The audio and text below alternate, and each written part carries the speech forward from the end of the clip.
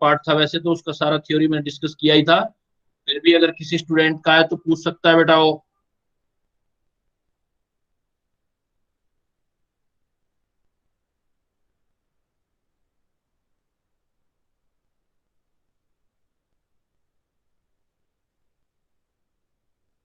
नहीं है किसी का भाई?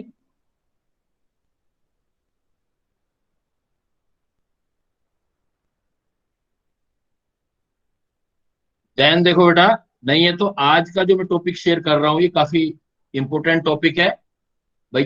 कुछ तो एटॉमिक स्ट्रक्चर के बारे में पॉइंट डिस्कस करूंगा मैं आपके साथ, और एटॉमिक स्ट्रक्चर के साथ टाइम हुआ तो स्टेट्स ऑफ मैटर का भी कुछ पार्ट लेंगे हम। तो कुछ जो इंपॉर्टेंट पॉइंट्स हैं एटॉमिक स्ट्रक्चर में, let we start from atomic structure. देखो, एटॉमिक स्ट्रक्चर में सबसे पहले बेसिक फंडामेंटल पार्टिकल के बारे में इंफॉर्मेशन आपका क्लियर होना चाहिए। बेसिक फंडामेंटल पार्टिकल हमारे पास थ्री ही है: electron, proton and neutron.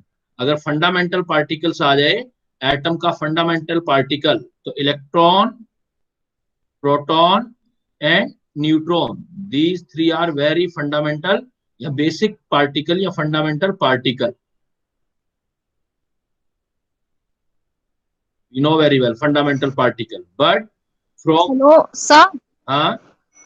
Sir आपकी स्क्रीन फिर से हट गई है, रिकॉर्डिंग फिर रुक गई है। किसी ने फिर वो कर दिया था, अपनी स्क्रीन प्रेजेंट। अच्छा,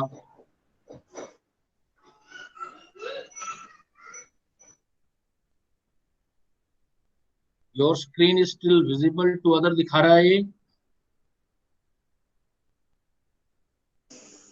सर एक्चुअली जो आप बोलते हैं ना, रिकॉर्डिंग जो ब्लैंक हो जाती है वो इसकी वजह से हो जाती है। अगर कोई और जो है वो अपनी स्क्रीन जो है प्रेजेंट कर देता है, अब ना रिकॉर्डिंग रुक गई है। अब आपकी जो स्क्रीन है वो ब्लैंक आएगी, सिर्फ वॉइस वॉइस की आवाज आएगी।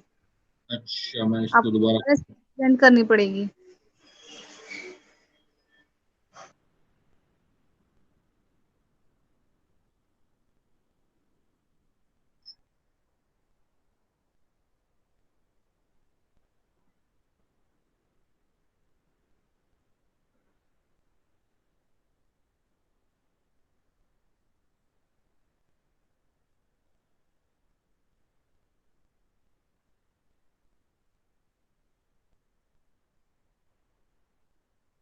अब आ गई मधु? मधु सुन रहे हो मुझे? आ रही है अब? यस सर, हो गया। हाँ बेटा, एटॉमिक स्ट्रक्चर में fundamental particle electron, proton, neutron रहेंगे। उसमें से आपका अगर वो पूछेगा विच ऑफ द न्यूक्लियन, जो न्यूक्लियस के अंदर पार्टिकल होते हैं, these are the known as nucleon. अगर न्यूक्लियन पूछेगा तो आपने प्रोटॉन एंड न्यूट्रॉन देना है। बट बेसिक चीज यहाँ पर क्या है, हर एक चीज बताऊंगा और उससे रिलेटेड एक इंपॉर्टेंट प्रॉब्लम होगा, वो भी करेंगे हम। कि जो इलेक्ट्रॉन है भाई, आप जो इलेक्ट्रॉन, प्रोटॉन एंड न्यूट्रॉन लेते हो, इस इलेक्ट्रॉन, प्रोटॉन, न्यूट्रॉन में दो चीजें आपको बड़ा बेसिक तरीके से न्यूक्लियर केमिस्ट्री की तरह ध्यान रखना है बेटा। आपको एक मास देखना है, आपको एक चार्ज देखना है। It is the very important part. And first important question belong to this basic fundamental. Electron का जो मास है वो बहुत ही प्रोटॉन के कंपैरिजन में कम लिया जाता है, 1837 टाइम कम होता है। सो मास जो कंसीडर करोगे वो नेग्लिजिबल करोगे। नेग्लिजिबल, इस बात को समझना है। नेग्लिजिबल का मतलब zero as compare to proton, negligible. और चार्ज जो लेंगे वो यूनिट, वो यूनिट चार्ज कितना होता है, that is the different matter कि भाई इलेक्ट्रॉन का चार्ज कितना होता है, लेकिन उस वैल्यू को हमने यूनिट ले लिया, इसको हम सिंगल लिखेंगे। दैट्स वाई जब भी हमें चार्ज मेंशन करना होता है तो इलेक्ट्रॉन का चार्ज हम यहाँ लिखते हैं। नेगेटिव चार्ज होता है तो नेगेटिव यूनिट, और ऊपर जो है मास हम नेग्लिजिबल एज्यूम करते हैं। किसके कंपैरिजन में? प्रोटॉन के कंपैरिजन में। देखो अब आ जाओ, if you talking about the proton, what is the mass of proton? अब प्रोटॉन का मास यूनिट है और उसी के कंपैरिजन में ये नेग्लिजिबल है, तो मास यूनिट लेंगे, चार्ज भी यूनिट लेंगे। दैट्स वाई ये नेगेटिव चार्ज होता है, ये पॉजिटिव, लेकिन इक्वल होते हैं दोनों। इलेक्ट्रॉन और प्रोटॉन का चार्ज इक्वल होते हैं, यू नो वेरी वेल। जितना इलेक्ट्रॉन का चार्ज होता है 1.6 × 10⁻⁹ कूलम, उतना ही प्रोटॉन का होता है, उसको हमने एक यूनिट वैल्यू ली। नाउ प्रोटॉन, अब प्रोटॉन को रिप्रेजेंट कैसे करोगे, इस रिप्रेजेंटेशन को अच्छी तरह से कर लेना बेटा, काफी प्रिपरेशन के बाद भी एंड तक हमें इसका रिप्रेजेंटेशन ही क्लियर नहीं होता। ई का mass negligible as compare to proton और चार्ज यूनिट, प्रोटॉन का मास इलेक्ट्रॉन के कंपेरेटिवली यूनिट मास, मास ऊपर लिखेंगे और चार्ज नीचे लिखेंगे, इसका चार्ज भी unit, and mass of neutron approximate equal to proton, तो इसका मास जो हो गया वापस यूनिट हो गया, लेकिन चार्ज इसका जीरो है, देन मास आप 1 लिखोगे और चार्ज 0 लिखोगे। अब एज एग्जांपल देखो, आपको सपोज मैं ये बोलूं कि एक इलेक्ट्रॉन में एक प्रोटॉन ऐड कर दें, एक इलेक्ट्रॉन में प्रोटॉन ऐड कर दें तो क्या बनेगा, इस टाइप की प्रॉब्लम्स आती हैं आपकी, very simple problem, but it is based upon the basic fundamentals. तो आप इसको कैसे करोगे, इलेक्ट्रॉन प्रोटॉन को आप लिखो ना, इलेक्ट्रॉन, इलेक्ट्रॉन का चार्ज जो होगा यूनिट और मास नेग्लिजिबल प्रोटॉन के कंपैरिजन में, ऐसे लिखोगे, प्लस प्रोटॉन, अब प्रोटॉन का मास यूनिट चार्ज ये हो गया, तो आपका सॉल्यूशन निकल आया, देखो -1 और +1 चार्ज 0 हो गया, 0 और +1 मास 1 हो गया, इट मींस आप जब एक इलेक्ट्रॉन में प्रोटॉन ऐड करोगे then you can get the neutron. Such type of question you physics classes and chemistry में, आप न्यूक्लियर केमिस्ट्री में भी देख सकते हो इस टाइप का प्रॉब्लम, इस टाइप के जब प्रॉब्लम ऐड करोगे तो ऐसे आपके चीजें जो होंगी वो बनेगी। तो इलेक्ट्रॉन में प्रोटॉन ऐड करेंगे न्यूट्रॉन बन सकते हैं, ऐसे किसी को किसी में माइनस या प्लस कर सकते हो आप, तो उससे आपका इस तरीके के आंसर आ सकते हैं। दूसरा देखो, इसी के साथ इन फंडामेंटल पार्टिकल के साथ एक जो सबसे ज्यादा आइडिया होना चाहिए हमें, that would be for alpha particle. Alpha particle, तो अल्फा पार्टिकल एक्चुअल में क्या होता है, ये भी क्वेश्चन है एग्जाम का, पहला ही बड़ा सिंपल सा question, what is the alpha particle. तो अल्फा पार्टिकल क्या होता है, we know that it is the nucleus of helium, तो it is the nucleus of helium, then इसका मतलब इसका मास और चार्ज कितना होगा, देखो इसका मतलब चार्ज जो है इसका, वो जो चार्ज आ रहा है हीलियम का अल्फा पार्टिकल का, वो 2 प्रोटॉन के इक्वल आ रहा है, 2 पॉजिटिव, तो बोलेंगे equal to 2 charge of proton, और मास देखो कितना आ रहा है, मास हीलियम का होता है 4, तो 4 प्रोटॉन के इक्वल होगा, तो 4 मास ऑफ प्रोटॉन का 4 टाइम। बहुत इंपॉर्टेंट पॉइंट, बहुत इंपॉर्टेंट, वेरी वेरी इंपॉर्टेंट, जो चार्ज होता है अल्फा पार्टिकल का प्रोटॉन के चार्ज के डबल होता है, मास जो होता है अल्फा पार्टिकल का वो प्रोटॉन के मास का 4 टाइम होता है। तो ऐसे केसेस में क्या आता है कि भाई चार्ज टू मास रेशियो में इनको अरेंज करो आप, चार्ज टू मास रेशियो में इलेक्ट्रॉन, प्रोटॉन, न्यूट्रॉन, ये प्रॉब्लम काफी डिस्कस होता है एग्जाम में आपकी, electron, proton, neutron and alpha particle arrange in increasing order of charge to mass ratio, ये अरेंज करना बेटा, electron, proton, neutron, alpha particle. तो you can see it is all on the basic, सारा chapter पढ़ लो, अगर ये basic बेटा क्लियर नहीं हुआ तो ये वाले क्वेश्चन तो क्लियर जनरली जल्दी से नहीं होने वाले क्वेश्चन, टाइम खा जाएंगे बहुत सारा, और ठीक होंगे या गलत होंगे, that is the different point. अब देखो electron, proton, neutron, alpha particle, इनके चार्ज टू मास रेशियो निकालने, तो very simple, charge to mass ratio जैसे आपको इलेक्ट्रॉन का निकालना है, चार्ज टू मास रेशियो आपको प्रोटॉन का निकालना है, चार्ज टू मास रेशियो आपको न्यूट्रॉन का निकालना है, चार्ज टू मास रेशियो आपको अल्फा पार्टिकल का निकालना है, then what fundamental can be use, तो देखो चार्ज, इलेक्ट्रॉन का चार्ज यूनिट चार्ज, कितना इजी तरीके से सोल्व हो जाएगा, इलेक्ट्रॉन का मास नेग्लिजिबल मास, किसके कंपैरिजन में, proton neutron, 1/0, Q upon M proton का charge unit charge, mass magnitude लेना है, we can use only magnitude, mass proton का मास यूनिट मास, न्यूट्रॉन का charge 0, mass unit mass approximate proton के equal होता है, अल्फा पार्टिकल का charge देखो प्रोटॉन के चार्ज का कितना था, ये देखा था 2 टाइम्स, 2 यूनिट हो गया, मास 4 टाइम 4 यूनिट हो गया, तो सोल्व करोगे तो ये कितना आ गया, सारा सोल्व करो, अब देखो आप ये 1/0 से अप्रोक्सीमेट 0 से करेंगे तो अप्रोक्सीमेट इनफिनाइट हो गया, ये 1 हो गया, ये 0 हो गया, 0 को किसी भी चीज से डिवाइड करो 0 हो जाएगा, और ये 0.5 होगा, देन आप अरेंज कर सकते हो, देखो सबसे कम चार्ज टू मास रेशियो किसका आया, सबसे कम आपका 0 आया, 0 मतलब न्यूट्रॉन, न्यूट्रॉन के बाद देखो किसका आया आपका अल्फा पार्टिकल का, तो अल्फा पार्टिकल का चार्ज टू मास रेशियो 0.5 आया, तो अल्फा पार्टिकल, और उसके बाद देखो फिर प्रोटॉन, प्रोटॉन का चार्ज अपॉन मास रेशियो कितना आया, 1 आ गया, और सबसे ज्यादा इलेक्ट्रॉन। तो ये आप बहुत सारे एग्जाम में डायरेक्ट देख चुके हो, ये क्वेश्चंस आते हैं, इस टाइप के क्वेश्चंस आते हैं। तो इस टाइप के क्वेश्चंस को करने के लिए आप ये बेसिक 2 मिनट का काम है बेटा, सिर्फ 2 मिनट का, कि चार्ज टू मास रेशियो को कंपेरेटिवली यूनिट चार्ज और यूनिट की फॉर्म में हम तैयार कर लें, तो काफी सारा हमें हेल्प मिल जाएगा। तो फंडामेंटल पार्टिकल का पहला पॉइंट, एटॉमिक स्ट्रक्चर का इस टाइप के प्रॉब्लम जो चार्ज टू मास रेशियो आते हैं या इलेक्ट्रॉन का प्रोटॉन में कन्वर्ट करते हैं, you can do in this way. Clear? किसी को डाउट इसमें? क्योंकि मैं हेलो आपको, हाँ बोलो। सर, आपको स्क्रीन दोबारा प्रेजेंट करनी पड़ेगी, फिर किसी बच्चे ने अपनी स्क्रीन प्रेजेंट कर दी।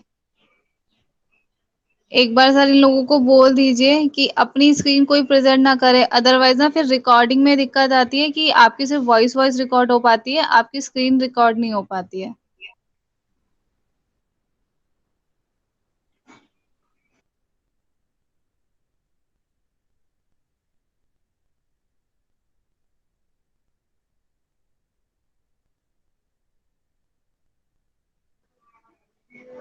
ठीक है सर, ओके।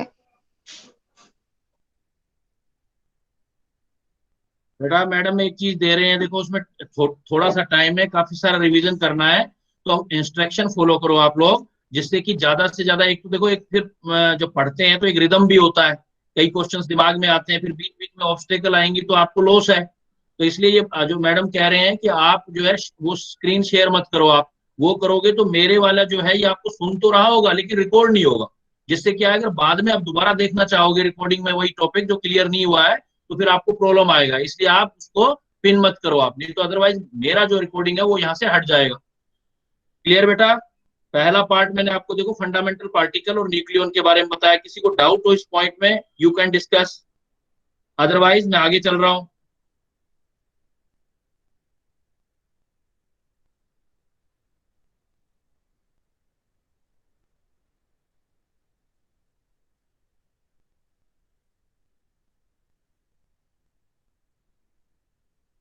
देखो देखो बेटा, सेकंड जो पार्ट में या क्वेश्चन उठेंगे आपके, जो टिपिकल क्वेश्चंस आते हैं, वो आपके आते हैं बोहर थ्योरी से।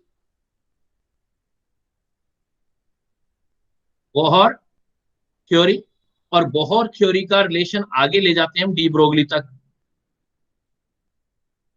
D Broglie concept combine study करेंगे हम, और फिर हम उसको ले जाएंगे अनसर्टेनिटी प्रिंसिपल तक।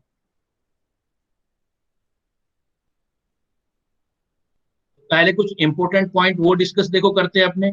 बोहर थ्योरी पोस्टुलेट पर बेस्ड है, प्लैंक थ्योरी के ऊपर बेस्ड है। इसके अकॉर्डिंग आप किसी भी वन इलेक्ट्रॉन सिस्टम, ये जो आपका है only for one electron system के लिए एप्लीकेबल है, और प्रोटॉन कितना भी हो सकता है, प्रोटॉन कितना भी हो, प्रोटॉन कितना भी हो, प्रोटॉन एनी, लेकिन इलेक्ट्रॉन आपका वन होना चाहिए, तो बोहर थ्योरी एप्लीकेबल होती है। और बोहर थ्योरी में कुछ बच्चे कहते हैं कि सर हमें ये डायरेक्ट रिजल्ट तो पॉइंट वाले याद रहते हैं लेकिन एक्सप्रेशन याद नहीं रहते।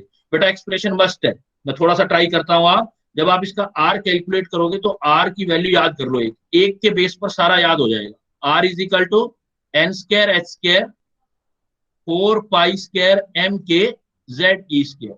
आप थोड़ा सा फोकस करके इसको ड्राइव तो कर ही लोगे, लेकिन इतना टाइम नहीं होता ना बेटा एग्जाम में। एग्जाम में आपका जो है ये भी चेक किया जाता है कि कैलकुलेशन कितना फास्ट है, चीजें कितनी जल्दी कर पाते हो। तो आर आप याद कर लो, r is equal to N square s square 4 pi square M के जेड स्क्वायर। और वैल्यू याद है वो एटलीस्ट याद होती है बच्चों को 0.5, इसमें कंफर्टेबल भी महसूस करते हैं अपने आप को, और ये याद भी होता है। बट एग्जामिनर बड़ा तेज है आजकल, वो यहाँ की बजाय इधर से क्वेश्चन देने लग गया, एक्सप्रेशन पूछने लग गया। तो एक्सप्रेशन याद होना चाहिए आपको, R is equal to N square H square 4 pi square M के जेड स्क्वायर। इसी टाइप से किसी इलेक्ट्रॉन की वेलोसिटी निकालनी है वन इलेक्ट्रॉन सिस्टम में। देन आप कैसे करो, देखो एक्सप्रेशन मैं याद कराने का ट्राई करता हूं। आप क्या करो कि जो आपकी वैल्यू है इसको सारे को उल्टा कर देना, और उल्टा करके ये वाली जो वैल्यू है, जब उल्टा करो तो इसका अंडर रूट ले लेना और एम को छोड़ देना, और बाकी सारी वैल्यू को उल्टा करना। तो इतने पार्ट को उल्टा करोगे तो देखो 4 पाई स्क्वायर का अंडर रूट आ जाएगा 2 पाई, अपॉन आ जाएगा एन एच। इतने पार्ट को उल्टा किया और उसका अंडर रूट ले लिया तो 2 पाई एन एच। एम आएगा नहीं, वेलोसिटी मास पर डिपेंड नहीं करती, और ऊपर आ जाएगा के जेड ई स्क्वायर। तो ये देखो, ये वेलोसिटी का डायरेक्ट फार्मूला इसी से याद हो गया। Velocity is equal to 2 pi K Z square upon N H. इसको सोल्व करोगे तो 2.18 into 10⁶ Z upon N meter per second आ जाएगा, वेलोसिटी निकल जाएगी। नेक्स्ट पॉइंट आता है बेटा एनर्जी का, आर वेलोसिटी एंड एनर्जी पूछी जाती है। तो किसी भी इलेक्ट्रॉन का जो एनर्जी है, ये ध्यान रखना, सबसे इंपॉर्टेंट पार्ट एनर्जी का है बेटा। एनर्जी वाले पॉइंट को ध्यान रखना है आपने। एनर्जी एक्चुअली 3 टाइप की होती है किसी भी इलेक्ट्रॉन की। एक पोटेंशियल एनर्जी होता है, एक काइनेटिक एनर्जी होता है और एक टोटल एनर्जी होता है। और देखो इसके अंदर जो पोटेंशियल एनर्जी होता है, वो पोटेंशियल एनर्जी है -1 kZe² अपॉन आर। आर याद होगा अपने आप, क्लियर आ जाएगा। वैल्यू निकालना चाहोगे निकल आएगी। पोटेंशियल एनर्जी ऐसे याद करना है, वो माइनस अट्रैक्शन को शो करता है, -1 kZe² अपॉन आर।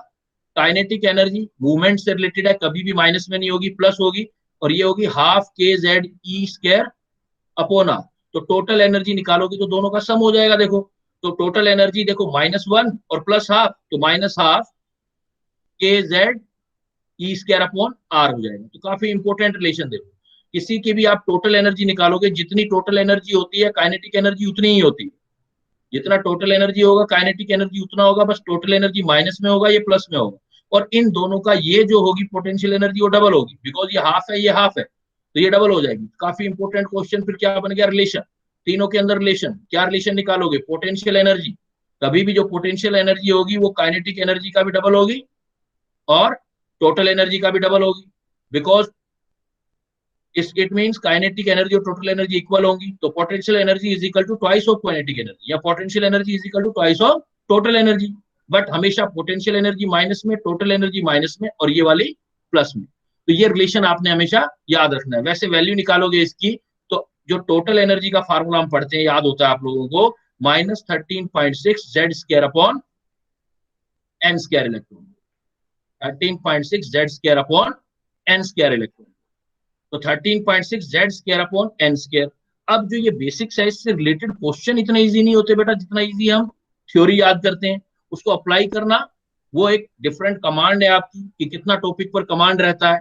सपोज जैसे कि क्वेश्चन दे रहा हूं मैं, कुछ क्वेश्चंस डिस्कस कर रहे हैं। आप देखो मजा इन्हीं क्वेश्चंस के अंदर है इसका, तो आपको काफी हेल्प इसमें केमिस्ट्री के साथ साथ फिजिक्स में होने वाला है। जैसे अगर क्वेश्चन आ जाए, what is the relation between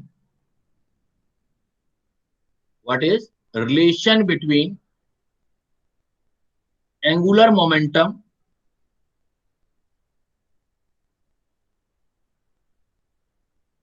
and radius of orbit? What is the relation between angular momentum and radius of orbit? अगर हम किसी एंगुलर मोमेंटम और ऑर्बिट की रेडियस में रिलेशन निकालें तो क्या रिलेशन आएगा बेटा? देखो जब भी इस तरह का प्रॉब्लम आए, जल्दबाजी नहीं करनी बेटा, जल्दबाजी बिल्कुल नहीं। जल्दबाजी कर दी तो क्वेश्चन गलत हो जाएगा। जल्दबाजी कैसे? बहुत लोगों के दिमाग में भी आंसर आ रहा होगा, सर बहुत इजी क्वेश्चन है, हो गया। एंगुलर मोमेंटम जो होता है वो होता है जे, और जे इज इक्वल टू होता है mvr। एंगुलर मोमेंटम mvr होता है, z डायरेक्टली प्रोपोर्शनल r हो गया। कॉन्फिडेंस के साथ नेगेटिव खा के आ गया क्वेश्चन में, क्योंकि इजी तरीके से सोचा आपने तो आंसर गलत आ गया। आपको इस जेड इजिकल टू mvr होता है, ये बात बिल्कुल ठीक है। जेड का आर के साथ रिलेशन दिख रहा है आपको, लेकिन रिलेशन जब बेटा आता है तो इसका मतलब बाकी सारी चीजें कांस्टेंट होनी चाहिए। यहाँ ये तो ठीक है, ये कांस्टेंट है, लेकिन वी कहाँ कांस्टेंट है? वी भी तो आर पे डिपेंड करेगा। वी का आर के साथ रिलेशन निकालोगे, जहां से रिलेशन निकलेगा वो चीज यहाँ रखोगे। जब तक सारे कांस्टेंट आ जाए, सिर्फ जेड और आर वेरिएबल नहीं हो जाए, तब तक आपका करेक्ट रिलेशन नहीं निकल सकता। तो what is the relation between angular momentum and radius of orbit? और आपने बोल दिया Z angular momentum is equal to mvr, Z directly proportional R, option भी गिवन है वहां पर, ये दे दिया तो रॉन्ग, बिकॉज यहाँ पर वेलोसिटी है बेटा। वेलोसिटी को हटाओ तब निकलेगा आंसर, निकल आएगा, बट थॉट सही होना चाहिए, प्रोसेस सही होना चाहिए। तो वेलोसिटी निकालो, वेलोसिटी को आर की टर्म में लिखो। तो क्या क्या फार्मूले वेलोसिटी वाले पढ़ते हो आप? तो आप एक पढ़ते हो mv² are is equal to के ZE² r², mv² r upon के ZE² r²। तो r से r कैंसिल, तो v² इज इक्वल टू क्या आ गया? v² इज इक्वल टू के ZE² अपॉन m। देखो k भी कांस्टेंट, m भी कांस्टेंट, इलेक्ट्रॉनिक चार्ज भी कांस्टेंट, z भी किसी का कांस्टेंट। तो V अभी Z आ रहा है, तो Z तो आपका अलग अलग केस में अलग अलग आ सकता है। तो V square is equal to आ रहा है Z। एक तो आपको यहां से मिल रहा है कि भाई Z लगा दे, V स्क्वायर Z की वैल्यू रख दे, लेकिन Z खुद वेरिएबल जो है, K तो कांस्टेंट है, कांस्टेंट तो हटा दो। इलेक्ट्रॉनिक चार्ज भी फिक्स वैल्यू है, मास है, लेकिन Z अलग अलग एटम के लिए अलग अलग हो सकता है, नंबर ऑफ प्रोटॉन डिफरेंट हो सकते हैं। इट मीन्स अभी भी कुछ है। तो यहां से V डायरेक्टली प्रोपोर्शनल, चलो Z आ गया एक, तो V डायरेक्टली प्रोपोर्शनल Z। अब Z को हटाओ, R की टर्म में लाओ। तो हमने क्या पढ़ा है, R की टर्म में हम लाते हैं, तो यहां पर देखो MV स्क्वायर, एक चीज और भी तो है, MV square KZ square R भी आ रहा है, एक हमारे पास यहां पर R भी आ रहा है। दूसरी चीज क्या ले सकते हैं, तो Z आ गया और Z के साथ क्या आ गया, R भी आ गया।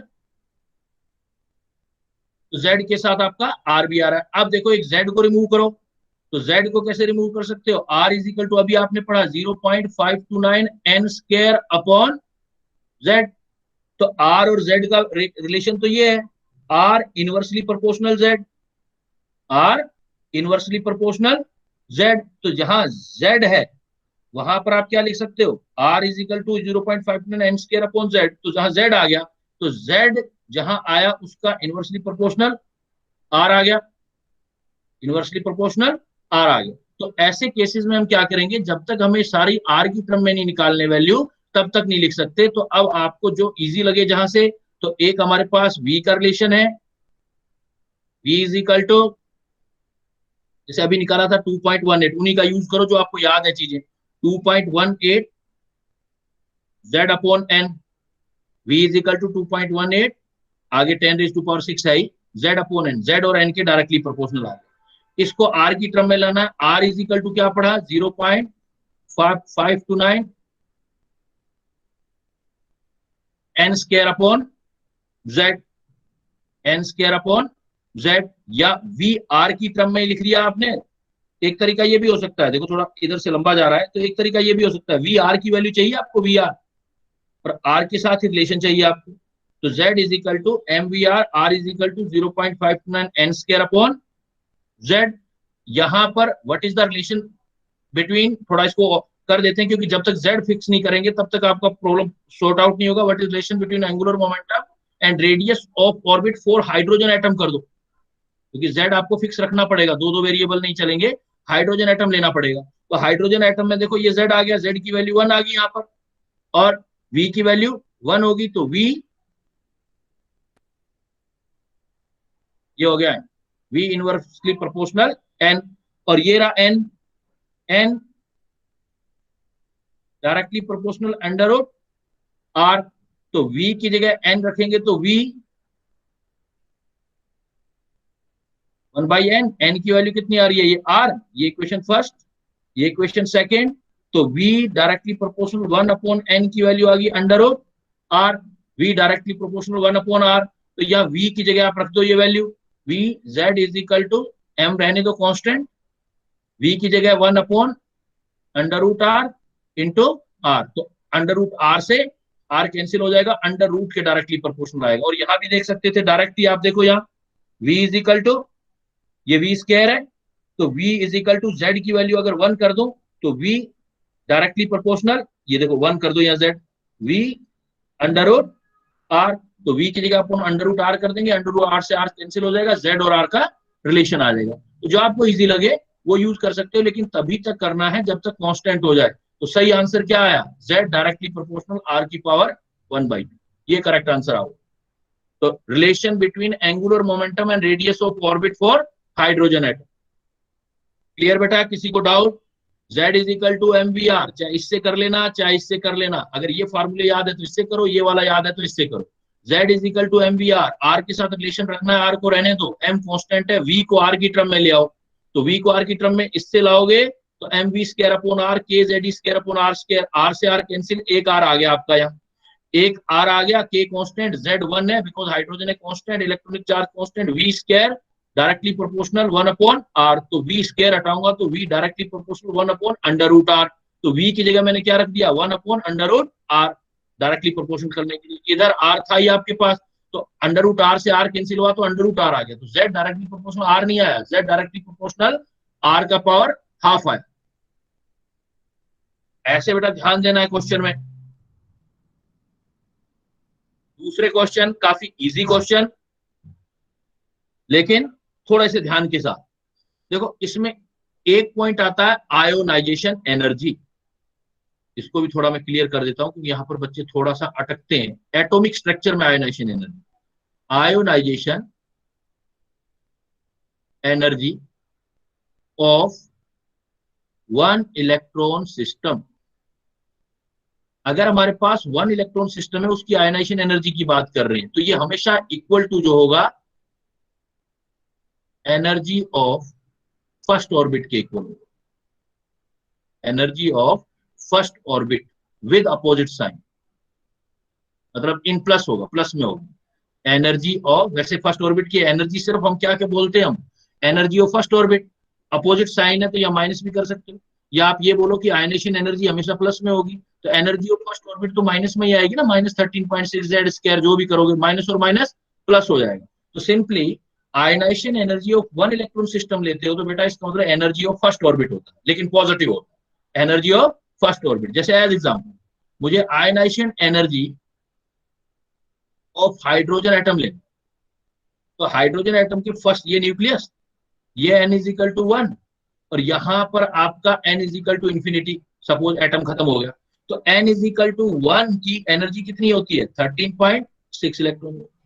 यहां पर अगर इलेक्ट्रॉन होगा, उसको यहां से लाके इंफिनिटी तक ले जाना है मुझे, तो आयन बन जाएगा, इंफिनिटी पे ले जाऊंगा तो कितनी एनर्जी चाहिए होगी, बिकॉज इंफिनिटी वाले की एनर्जी 0 है, तो 13.6 से यहां तक का एनर्जी डिफरेंस ही तो होगा। वो कितना डिफरेंस होगा, E20 माइनस माइनस 13.6, तो कितना एनर्जी आया देखो, 13.6।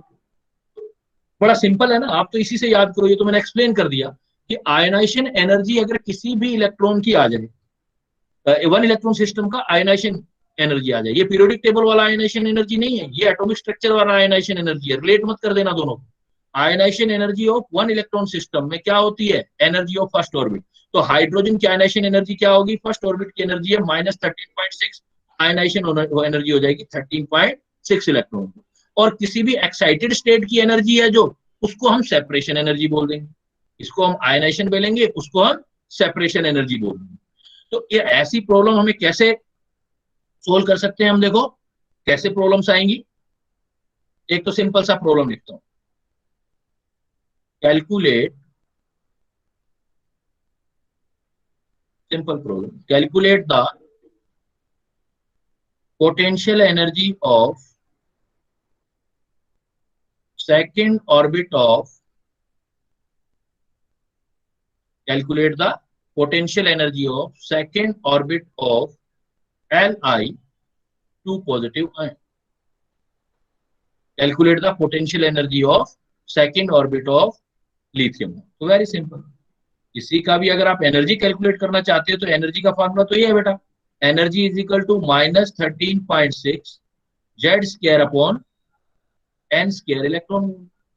तो यू नो -13.6 जेड का वैल्यू लिथियम के लिए एटॉमिक नंबर 3 होता है, 3 का स्क्वायर 9 हो गया, और N square, N second orbit है तो 2 का स्क्वायर 4 हो गया, इतना इलेक्ट्रॉन वोल्ट आएगा। But you know that is the total energy, that is the total energy, and you want to calculate the potential energy, and we know that potential energy always twice of total energy, बस तो 2 से multiply और कर दो, 2 is equal to -13.6 into n/4।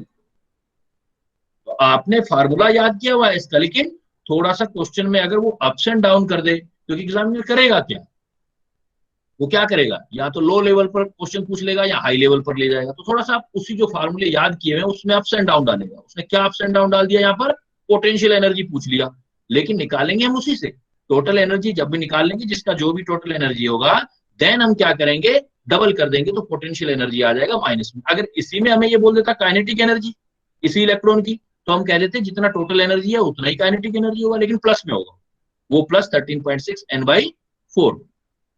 Clear, किसी को कोई doubt?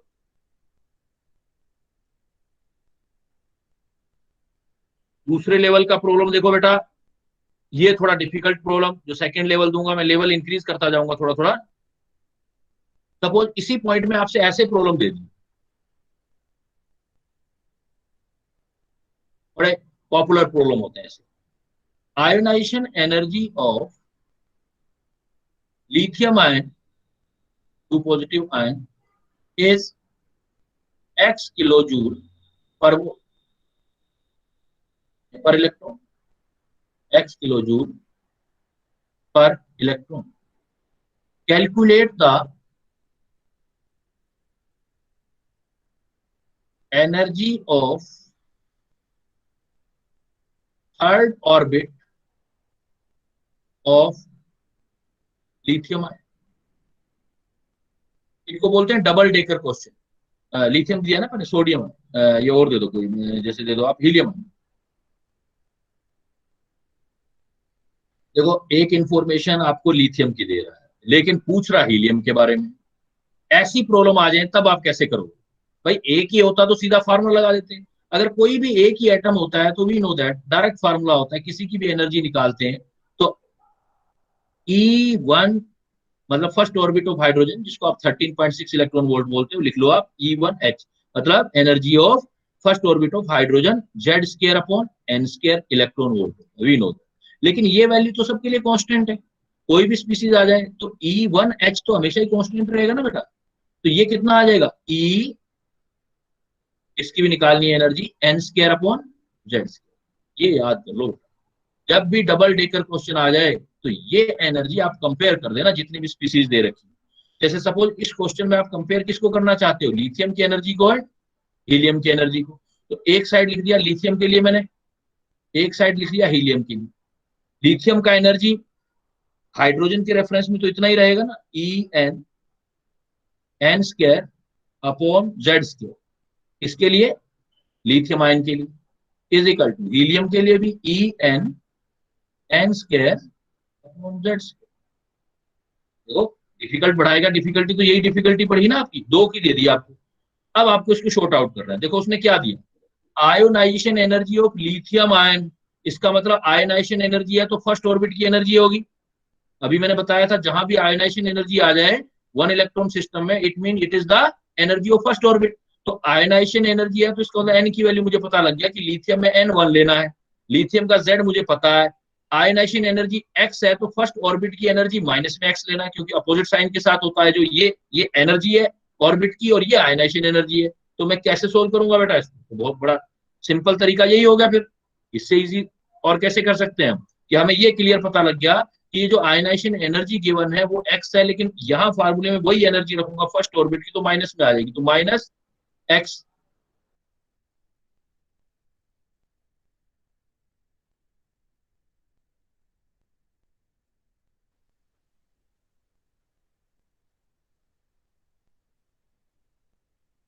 Ionization energy कह रहा है आपको ई एन, तो ionization energy of lithium ion is X kilo joule per electron. Calculate the energy of third orbit of helium ion. आपको दो अलग अलग चीजें दे दी, सुन रहे हो बेटा? मुझे एक आधा बच्चा रिस्पॉन्स करता रहा करो बीच में, ये कई बच्चे पिन कर देते हैं, उससे आवाज चली जाती है, मुझे पता ही नहीं लगता, मैं बोलता रहता हूँ इधर से। वो पता नहीं क्यों करते हैं, मुझे उनकी बात समझ नहीं आती, गलती से करते हैं। रिस्पॉन्स किया करो, ये तो बाकी का टाइम वेस्ट होता है ना। तो ionization energy of lithium ion और हीलियम आयन का केस आ गया, तो लिथियम और हीलियम आयन रख दो आप, और ये वाला फार्मूला याद कर लो। जब भी दो स्पीसीज हो तो E N N square upon Z square दोनों के इक्वेट कर दो। E N N square upon Z square lithium का is equal to E N N square upon Z square helium का। अब क्या करो बेटा, आप देखो इधर, आप इंफॉर्मेशन रखनी स्टार्ट कर दो। आयोनाइजेशन एनर्जी, इसका मतलब फर्स्ट ऑर्बिट की एनर्जी है, एन की वैल्यू 1 मिल गया, जेड लिथियम में तो आ गया, पर एन आयोनाइजेशन एनर्जी एक्स है तो अपोजिट साइन के साथ यहां रख दो। तो कितना रख दिया, माइनस एक्स। एन की वैल्यू आ जाएगी 1, 1 का स्क्वायर 1 ही होगा। जेड लिथियम है तो जेड का स्क्वायर 3 का स्क्वायर 9 आ गया। इधर आ जाओ, ये एनर्जी आपको कैलकुलेट करना चाहते हो, energy of third orbit of H, तो एनर्जी ई एन, एन का स्क्वायर, अब देखो कौन सा ऑर्बिट है, थर्ड ऑर्बिट है तो 3 का स्क्वायर 9, जेड की वैल्यू हीलियम के लिए 2 तो ये आ गया 4। तो टोटल देखो आपको निकल आया ना energy, E N is equal to, ये कितना आ गया, माइनस में 4x अपॉन 81 इलेक्ट्रॉन वोल्ट। ये है ना, एक लेवल की प्रॉब्लम बेटा आपकी ये आ सकती है। एक लेवल जो होता है ये इस तरीके का आता है, लिथियम और हीलियम में दे दिया या जो भी दे दिया, दो स्पीसीज दे दी, तो उनके दो स्पीसीज का ये चीज कंपेयर कर लो। मैं एक प्रॉब्लम दे रहा हूं, आप करके दिखाओ। एक प्रॉब्लम शेयर कर रहा हूं इसी थीम पर।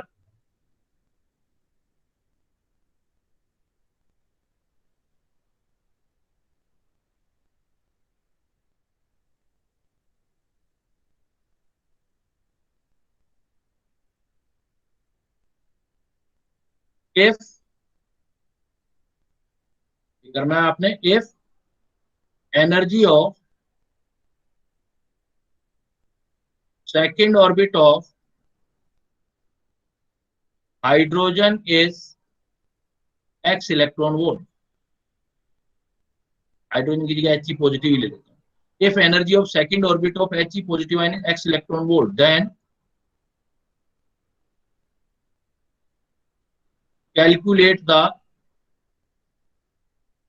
एनर्जी ऑफ, जब सिर्फ बेटा एनर्जी दूं तो टोटल एनर्जी की बात कर रहा है, energy of second orbit of Li2 positive. Calculate करो जल्दी से, देखो क्या आंसर आता है।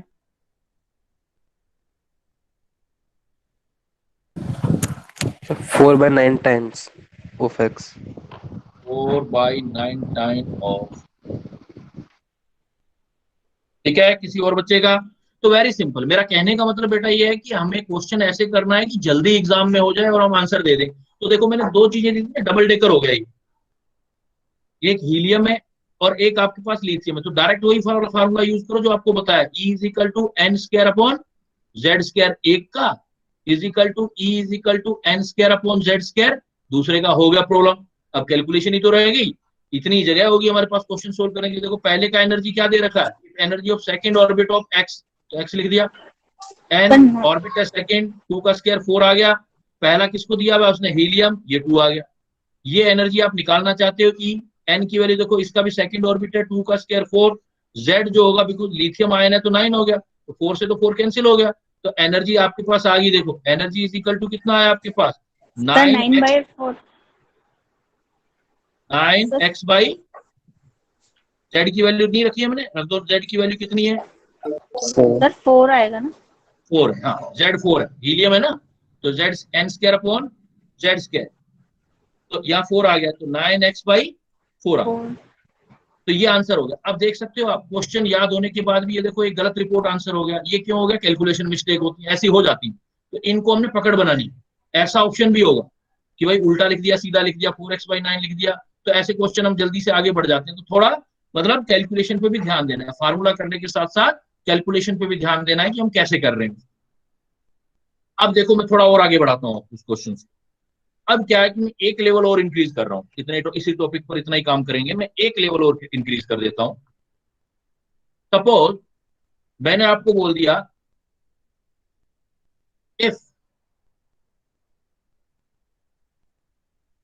20 electron volt is given to ground state electron of hydrogen atom, calculate the number 1 kinetic energy of electron, number 2 बहुत ब्यूटीफुल क्वेश्चन है बेटा, कॉन्सेप्ट को क्लियर करने के लिए बहुत अच्छा क्वेश्चन है। Calculate the kinetic energy of electron and wavelength associated with moving electron. देखो इसको, 20 electron volt is given to the ground state electron of hydrogen atom. तो सबसे पहले देखो हाइड्रोजन को विजुअलाइज करो बेटा, हाइड्रोजन ये है और इसके फर्स्ट ऑर्बिट में इलेक्ट्रॉन है। अब फर्स्ट ऑर्बिट में इलेक्ट्रॉन है, n इज इक्वल टू 1 है, और फर्स्ट ऑर्बिट की एनर्जी हमें पता है इसकी होती है 13.6 इलेक्ट्रॉन वोल्ट एनर्जी। अगर इस इलेक्ट्रॉन को मैं यहां से यहां तक ले जाऊं n is equal to infinity, तो यहां की एनर्जी 0 होगी। मैं आपको देखो इसको टोटल एनर्जी जो दे रहा हूं बाहर से, वो 20 इलेक्ट्रॉन वोल्ट दे रहा हूं। इसका मतलब 20 में से यहां पहुंचाने में 13.6 एनर्जी लग गई, क्योंकि जो आयनाइजेशन एनर्जी होगी फर्स्ट ऑर्बिट की एनर्जी के इक्वल होगी। तो जो फर्स्ट ऑर्बिट एनर्जी है -13.6, तो आयन बनाने में मतलब इलेक्ट्रॉन जब तक इसके साथ रहेगा एटम के, यहाँ लास्ट में आ जाएगा, एटम को छोड़ने वाला होगा, तब तक मेरी एनर्जी लगी 13.6। तो टोटल कितनी एनर्जी दी थी मैंने? 20। तो बाकी जो इलेक्ट्रॉन जैसे ही इस एटम से बाहर निकला, तो बाहर निकला तो किसी सर्किट में घूमने लग गया। तो यही तो आपका अंदर की काइनेटिक एनर्जी का कॉन्सेप्ट अलग था। अंदर की, जब तक एटम के साथ इलेक्ट्रॉन रहता तो आप कहते कि उसकी एनर्जी उतनी ही होती है जितनी टोटल एनर्जी होती है, लेकिन ये तो इलेक्ट्रॉन छोड़ चला, एटम को बाहर आया, और आपने पढ़ा, ये डी ब्रोगली कॉन्सेप्ट लग गया कि कोई भी मूविंग पार्टिकल होता है,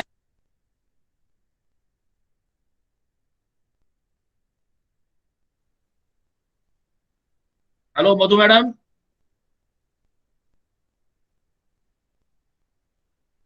ये जो इलेक्ट्रॉन बाहर निकलेगा, तो जैसे ही ये इलेक्ट्रॉन छोड़ के बाहर निकल गया, तो बाहर इलेक्ट्रॉन फ्री करेगा, तो यहाँ पर जितनी एनर्जी बची है वो तो इसकी काइनेटिक एनर्जी होगी। पहले मैंने जो बताई वो काइनेटिक एनर्जी, इसका मतलब अलग थी। ये काइनेटिक एनर्जी अलग आ गई, क्योंकि एटम को छोड़ के निकल गया, तो टोटल एनर्जी कितनी थी? लगाओ हिसाब किताब, 20 इलेक्ट्रॉन वोल्ट टोटल एनर्जी दी, यहाँ से यहाँ तक पहुंचाने में 13.6 लग गई, तो जो इलेक्ट्रॉन बाहर घूम रहा है उसकी काइनेटिक एनर्जी मिली। फर्स्ट पार्ट हो गया क्वेश्चन का आपका। तो कितनी एनर्जी आई देखो बेटा, टोटल था 20 इलेक्ट्रॉन वोल्ट, उसमें से कितनी माइनस कर दी आपने? 13.6।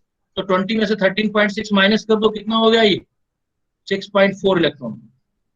पहला क्वेश्चन हो गया kinetic energy of electron. But point यहाँ क्या है कि एटम को इलेक्ट्रॉन छोड़ के निकल चुका है, अब एटम बोहर थ्योरी खत्म। यहाँ पर बोहर थ्योरी तभी थी जब इलेक्ट्रॉन ऑर्बिट में घूमता। अब ये जो इलेक्ट्रॉन घूम रहा है, जब भी जहां सर्किट में घूमेगा तो ये चलेगा। जब ये बेटा चलेगा तो इसके साथ वेव भी तो चलेगी, यही तो डी ब्रोगली कंसेप्ट था। डी ब्रोगली के according lambda is equal to h upon √2m kinetic energy होता है। Lambda is equal to h upon, जब ये चलेगा तो इसका लेमडा कितना है ये कैलकुलेशन करना है, तो lambda is equal to h upon 2m kinetic energy. But ये ध्यान रखना है कि अब ये काइनेटिक एनर्जी जो आप रख रहे हो, ये तो इलेक्ट्रॉन वोल्ट में है, तो इसको जूल में कन्वर्ट करना पड़ेगा आपको। फिर यहाँ एच की वैल्यू में रखोगे, तो दूसरा पार्ट जो आ गया वो आपका डी ब्रोगली से रिलेटेड आ गया।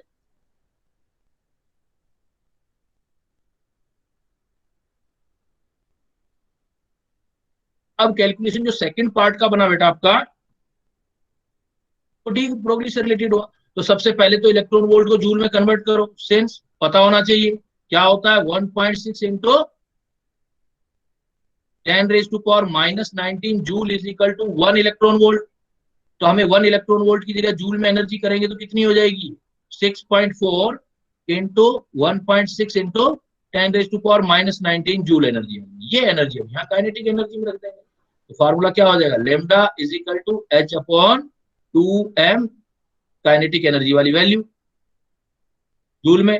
तो h की value 6.6 into 10⁻⁻34 joule second under root 2 mass of electron 9.1 into 10⁻31 kg में लिखना होगा, एंड काइनेटिक एनर्जी ये देना होगा जो आप ले चुके हो। सोल्व कर लेना, आंसर आ जाएगा मीटर के अंदर ये, क्योंकि ऐसा यूनिट में आएगा। उसको एंगस्ट्रोम में कन्वर्ट करना हो तो आगे कन्वर्ट करना। तो देखो किस कॉन्सेप्ट से किस कॉन्सेप्ट में पहुंच गए पहले आप। अगर यही क्वेश्चन अंदर ही अंदर एटम में पूछता रहता, तो जितनी आपकी बेटा टोटल एनर्जी आती, उतना ही उसकी काइनेटिक एनर्जी होती। लेकिन अगर मैंने इतनी सारी एनर्जी दे दी कि इलेक्ट्रॉन इसको छोड़ के बाहर ही निकल गया एटम से, तो बाहर जाएगा तो घूमेगा ही, और काइनेटिक एनर्जी ऑलवेज पॉजिटिव होती है। आपने 20 इलेक्ट्रॉन वोल्ट दिया, 13.6 इसको यहाँ से यहाँ लगाने में लग गया, फिर बाहर घूमने के लिए जितनी एनर्जी मिल गई वो उसकी काइनेटिक होगी। 20 में से 36 माइनस कर दिया, 6.4 इतना आता क्वेश्चन, तो ये आंसर। इसके बाद उसने कहा कि लेमडा निकालो, तो डी ब्रोगली कॉन्सेप्ट लग गया। डी ब्रोगली यही तो कहता है कि जब कोई पार्टिकल मूव करता है तो उसके साथ वेव भी रहती है, और lambda is equal to h upon m v वाले कॉन्सेप्ट से √2m काइनेटिक एनर्जी निकल आएगा। बस फर्क फिर क्या है, देखो पॉइंट पॉइंट पे प्रॉब्लम है ना।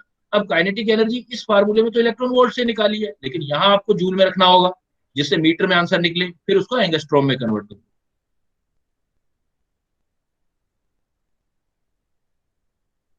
क्लियर? नेक्स्ट देखो बेटा, जो मैं एक आपके साथ डिस्कस करूंगा यहाँ पर, अनसर्टेनिटी प्रिंसिपल एक बार होल्ड कर रहा हूं, एक डिस्कस कर रहा हूं, यहाँ इस एक पॉइंट बीच में ले लेता हूं। इसमें बच्चों को यहाँ एक प्रॉब्लम आती है,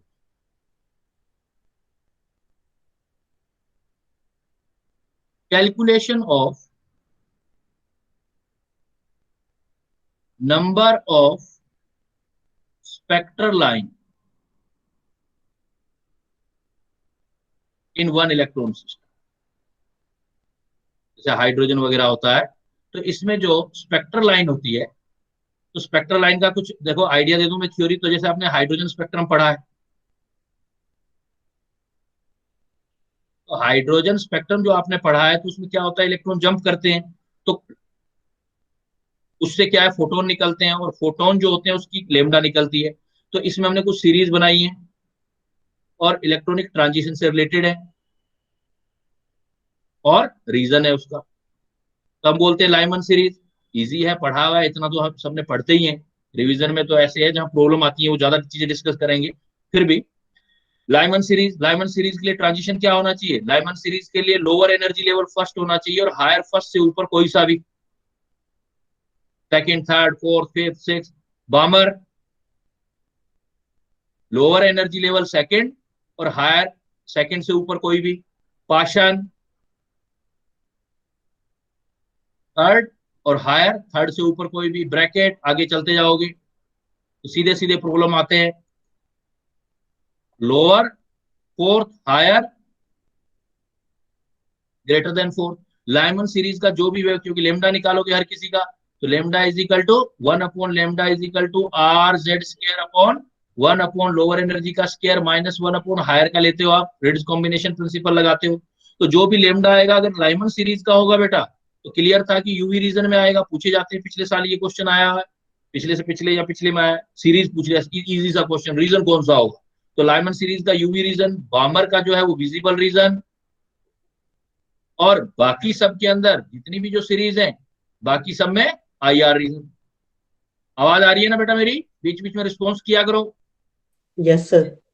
हाँ, तो IR रीजन, बट मैं इस पर नहीं जा रहा, ये तो आप पढ़ ही लोगे, थ्योरेटिकल पार्ट है। यहाँ कुछ बच्चों को प्रॉब्लम आती है आंसर निकालने में, calculation of number of spectral line in one electron system. अगर इलेक्ट्रॉन जंप करते हैं तो स्पेक्ट्रल लाइन कैसे बनाएंगे, ये बेटा कंडीशन पर डिपेंड करता है। जैसे मैं कुछ शेयर कर रहा हूं जिससे कि आपकी प्रॉब्लम कुछ हद तक मिनिमाइज हो जाए। इसमें देखो आपने क्या करना है, आपने ये फार्मूला याद रखना है।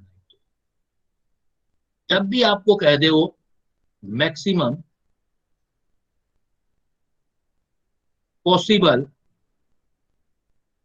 Spectral line in hydrogen sample, word पे ध्यान देना, या हाइड्रोजन लिख दे, आपका जनरली यही होता है, सैंपल मतलब बहुत सारे हाइड्रोजन एटम ले। तो आप देख लेना, ये फार्मूला यूज करना है, या तो n is equal to possible spectral line n-1/2, या फिर n higher minus n lower, फिर n higher minus n lower +1/2। दोनों में फर्क क्या है, कौन सा कब लगाना है। अगर आपको एक ही लिमिट दे रखी है कि भाई फिफ्थ से या फोर्थ से या सिक्स से जंप कर रहा है, तो टोटल पॉसिबल स्पेक्ट्रल लाइन इससे निकालो। और अगर आपको कह रहा है फिफ्थ से थर्ड में, फिफ्थ से सेकंड में, मतलब दोनों लिमिट दे रखी है, अपर और लोअर लिमिट दे रखी है, तो फिर ये निकालो। बट इसके साथ टोटल स्पेक्ट्रल लाइन के साथ साथ आप सीरीज में लाइन करेंगे, तो सीरीज जो होगी लाइमन, बामर, पाशन, ब्रैकेट, फंड जो भी आएगी, तो यहां जो आपका हायर एन हो, एन हायर -1 ले लेना, एन हायर -1, यहां -2, यहां -3, यहां -4। तो आपको इवन एक एक सीरीज के अंदर कितनी स्पेक्ट्रल लाइन है वो पता लग जाएगी। अब देखो बड़े अच्छे तरीके से हम याद करते हैं, लेकिन हर जगह बस ऐसा भी नहीं है कि इसी को लगाते जाना है, कि यही लगाते जाएं n-1/2 या ये लगाते जाएं। आपको जुडिशरी आंसर देना है, जिस टाइप से एग्जामिनर क्वेश्चन पूछेगा उस तरीके से आंसर देना। मान लो वो पूछ रहा है हमें सिर्फ बामर का बताओ, तो बामर में फिर ये थोड़ी चलेगा हमारा, उससे कैसे करेंगे सपोज। और देखो फार्मूला भी याद करना इजी है, कैसे करोगे, n-1/2, इट मीन कैसे करोगे आप, जहां से जंप कर रहा है उससे एक कम का मल्टीप्लाई करके 2 से डिवाइड कर दो, तो एक सेकंड में आंसर आने लग जाएंगे बेटा। कैसे, मान लो मैं कहता हूँ फिफ्थ से जंप कर रहा है, तो 5 × 4/2, 5 4 20, 20/2 10 हो गया। मैं बोलता हूँ सिक्स से जंप कर रहा है पॉसिबल स्पेक्ट्रल लाइन, 6 × 5/2, 6 5 30/2, 15 लाइन बन गई। लेकिन ध्यान देना है छोटी छोटी चीजों पर, वो छोटी चीजें क्या है इस प्रॉब्लम से समझते हैं। सपोज मैंने आपको प्रॉब्लम दे दिया, if electron can jump from fifth excited state in hydrogen sample. If electron can jump from fifth excited state in hydrogen sample, maximum, first part, maximum possible spectral line. Very simple question, ऐसा आ जाए, 15। हाँ ऐसा आ जाए तब भी answer गलत आ गया, कितना आ गया, हाँ 15 दिया ना आपने, ठीक है। लेकिन ये तो बहुत इजी, लेकिन इसके साथ देखो मैं जोड़ रहा हूं, number of spectral line in each series, एक सीरीज में भी होता है। अब देखो, अगर पहला पार्ट है तो बिल्कुल सिंपल, बड़ा इजी आंसर क्वेश्चन आ गया, फिफ्थ एक्साइटेड स्टेट है, ध्यान यहां देना था। फिफ्थ एक्साइटेड स्टेट का मतलब एन की वैल्यू जो हायर है वो 5+1 लेनी है, 6 लेनी है। तो 6 है तो पॉसिबल स्पेक्ट्रल लाइन कितना हो जाएगा, 6 × 5/2। इस बच्ची ने आंसर दिया बिल्कुल सही, 15 स्पेक्ट्रल लाइन आ गई आपके पास। Total maximum possible spectral line 15। ऐसे क्वेश्चन के लिए तो मैंने उठाया ही नहीं है टॉपिक, ऐसा तो कर ही लोगे आप। मैं बात कर रहा हूं इनकी, number of spectral line in each series. अब देखो कैसे सोल्व करोगे, कौन कौन सी सीरीज हो सकती है, Lyman, बामर, Paschen, bracket, fund, Humphry. तो देखो अब लाइमन में देना है, तो लाइमन कैसे बताया था मैंने, जहां से हायर आ रहे हो उससे एक कम करो, अगली बार 2 कम करना, फिर 3 करना, 4 करना। देखो लाइमन में आओ तो एन की वैल्यू कितनी आई थी, 6। 6 है तो 6 से एक कम मतलब 5, टोटल लाइन ऐसे आएगी, 5+4, एक एक कम करते जाओ, +3, +2, +1, +0। तो टोटल सम लगा दो, देखो बेटा 5 और 4 9, 9 और 12 to 14 15। इसका मतलब लाइमन सीरीज में 5 लाइन बन गई, बामर में 4 आ गई, पाशन में 3 आ गई, ब्रैकेट में 2 आ गई, फंड में 1 आ गई, हम्फ्री में 0 आ गई। टोटल स्पेक्ट्रल लाइन सम कर दो 15 आ जाए। तो इंडिविजुअल आपसे अगर पूछे तो भी आप बता सकते हो, तो भी आप कर सकते हो। उसको करोगे कैसे, ये वाला फार्मूला यूज करना, फिर जो भी लाइमन बामर पाशन ब्रैकेट हो, जो हायर जहां से आ रहे हो, लाइमन में 1 कम कर देना, फिर एक एक कम करते चले। क्लियर। सैंपल के लिए एक क्वेश्चन और उठा लेते हैं अपने, एक दो क्वेश्चन, जिससे कि अगर थोड़ा बहुत भी डाउट रह जाए तो हट जाए। देखो बेटा प्रॉब्लम मैंने दे दिया आपको ये, if electron jumps from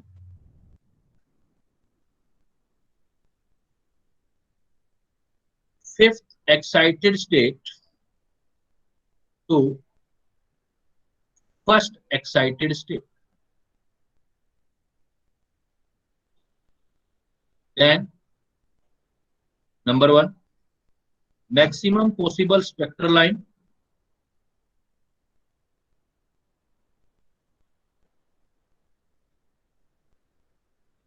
first वाला इजी क्वेश्चन, सीधा formula base. Number 2, number of spectral line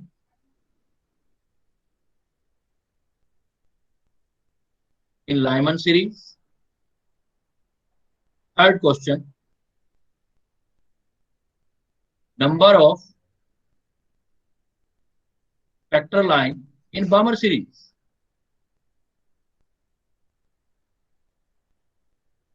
करो जरा बेटा करो, देखो सोचो, कंप्यूटर अपने अपना कंप्यूटर है, दिमाग जितना ज्यादा यूज करेंगे उतना बहुत फायदा होता है। निकालो जरा क्या हो सकती है पॉसिबिलिटी।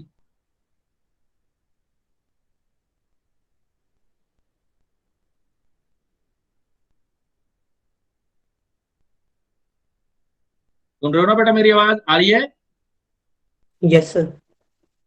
निकालो जरा आंसर, सोचो, गलत सही नो मैटर, लेकिन सर सोचो। सर फर्स्ट पार्ट का 10 ओके और लाइमन में 4, बार्मर ओके, में 3। बामर में 3। और कोई बच्चा एग्री है इस चीज से, सर फर्स्ट का 10। ठीक है। सेकंड, सेकंड का 0। सेकंड का 0 मतलब इससे अलग आ गया आंसर। थर्ड,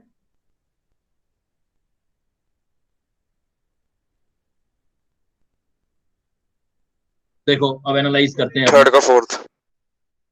थर्ड का 4। अब देखो दो बच्चों के नए आंसर आए हैं लेकिन अलग अलग आंसर आ रहे हैं। पहला तो सिंपल था, तो मतलब ये तो हो ही जाता, मैंने उस क्वेश्चन के लिए मैंने बोला, मैंने क्वेश्चन उठाया ही नहीं। इसमें तो सीधा electron jump from fifth excited state है तो एन की वैल्यू हायर हो जाएगी 6, और फर्स्ट एक्साइटेड स्टेट है तो लोअर हो जाएगी 2, है ना। हायर और लोअर दोनों पता है तो ये वाला फार्मूला लगा दो, n higher minus n lower, n higher minus n lower plus 1/2। जब लोअर और हायर हो तो फिर ये वाला फार्मूला लगाना है। तो देखो क्या आया आंसर, एन हायर और लोअर में डिफरेंस कितना है, ये 6 है ये 2 है, तो 4 का डिफरेंस आ गया, और यहाँ 4 और 1 5/2, तो पहला आंसर तो आ गया आपका 10।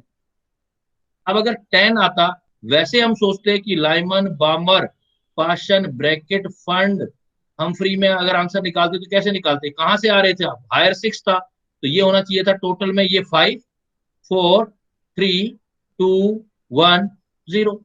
बट अब पॉइंट क्या था कि लाइमन तक तो पहुंचे ही नहीं ना, लाइमन में तो तब पहुंचोगे जब ग्राउंड स्टेट पर इलेक्ट्रॉन पहुंचेगा, इलेक्ट्रॉन तो सेकंड पे रुक गया है, इलेक्ट्रॉन नीचे लेके ही नहीं गया है क्वेश्चन में, तो नीचे लेके नहीं गया है तो ये आप कैंसिल कर दो, लाइमन में आपको सीरीज मिलेगा ही नहीं। मिलनी चाहिए थी, अगर इलेक्ट्रॉन चला जाता तो 5 लाइन मिलती, बट वो जंप कहां से किया बेटा, 6 से सेकंड तक किया, फर्स्ट में तो गया ही नहीं है, तो जब तक फर्स्ट में नहीं जाएगा तो लाइमन सीरीज नहीं मिलेगी, ये कैंसिल होगी। अब सम देखो आपका अपने आप आ गया 4, मतलब क्रॉस चेक भी हो जाता है वहीं पे वहीं। अब देखो आपने कितनी निकाली 10, तो ये कितनी होगी 4 और 3 7 8 9 और 1 10, और अगर ये भी 5 ले लेते तो फिर तो 15 हो जाता है ये, तो 15 कहाँ, आपने खुद ही तो बताया कि sir total possible spectral line 10 मिलेंगी, क्योंकि लाइमन वाली 5 हमें नहीं मिली है, तो 10 ये हो जाएगी। अब number of spectral line बामर series का ये रहा 4, तो बामर सीरीज का 4 ठीक था, इस बेटे का आंसर बिल्कुल ठीक था, इसने लाइमन में 0 बताया था, ये 4 बताया था, ये 10। तो इस टाइप्स के अप्स एंड डाउन होते हैं कहीं। तो क्लियर, किसी को डाउट कैसे करना है, इस चीज पे जरा फोकस रखना, इधर वाले पे। और एक चीज और ध्यान रखना, अगर आपको ये थियोरेटिकल क्वेश्चन होगा बेटा, अगर ऐसा कभी क्वेश्चन आया, इंजीनियरिंग में तो काफी पॉपुलर होता है, अगर नीट में कभी आया, एम्स में भी पूछ लेते हैं, और कंबाइन है तो पूछा जा सकता है, तो ये थियोरेटिकल क्वेश्चन है तो ये फार्मूला यूज करना, number of spectral line in one hydrogen atom.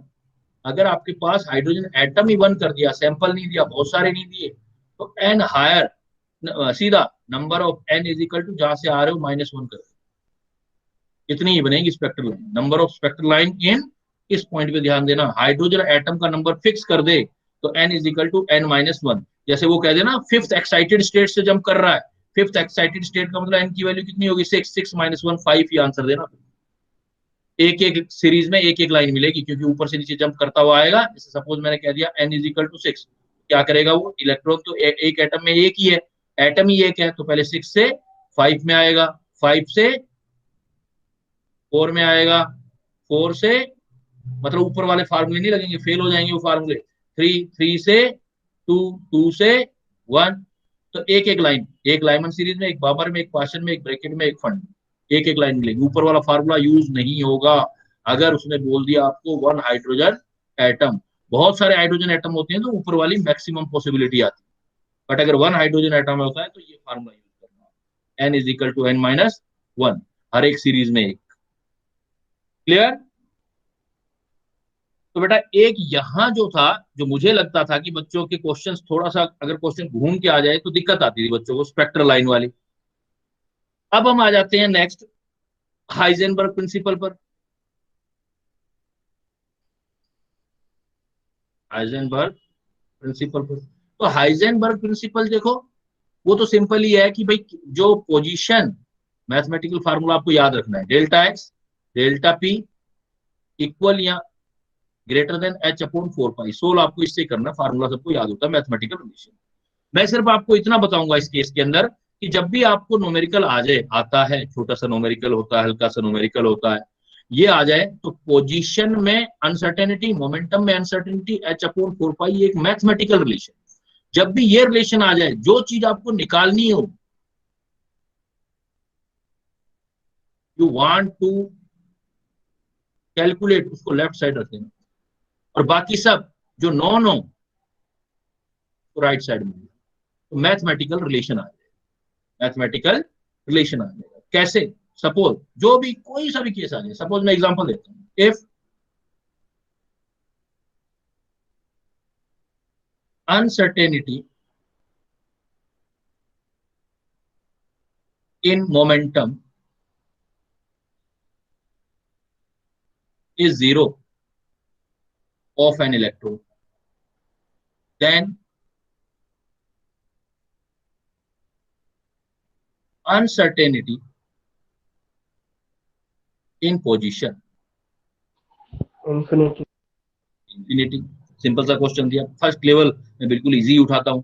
तो मेरा कहने का मतलब है कि अब आपको निकालना क्या था, अनसर्टेनिटी इन पोजीशन निकालना था। तो इस पोजीशन को यहीं रखो, बाकी सब उधर ले जाओ, अपने आप आंसर मिल जाएगा। Delta x is equal to h upon 4 pi delta P.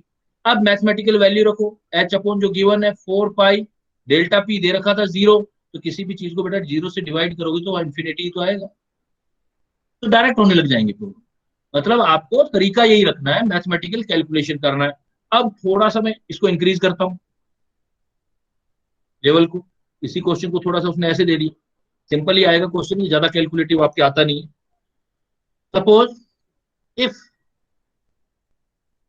Uncertainty in momentum is equal to uncertainty in position of electron, calculate uncertainty in velocity। अब देखो ये प्रॉब्लम देखिए, मैंने थोड़ा लेवल इंक्रीज कर दिया पहले से। आपका फंडामेंटल पॉइंट वही रहते हैं बेटा, वो चीज थोड़ी बदलती है, कभी थ्योरी तो वही रहती है, क्वेश्चन का फ्रेमिंग बदल जाता है। तो मैंने क्या आपको बताया, जो चीज आपको निकालनी है वो लेफ्ट साइड में ले जाना, बाकी सारी चीजें राइट में। तो एक तो हमारे पास फार्मूला ये है बेटा, delta p delta x is equal to h upon 4 pi.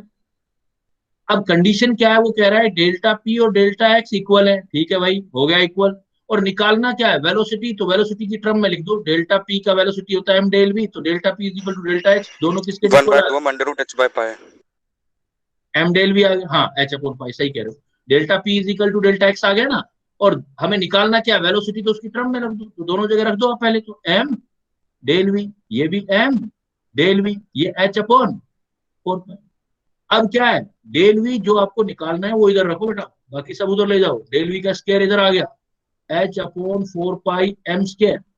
अब अंडर रूट लेना पड़ेगा, डेल वी निकालना है, तो एच अपॉन 4 पाई एम स्क्वायर।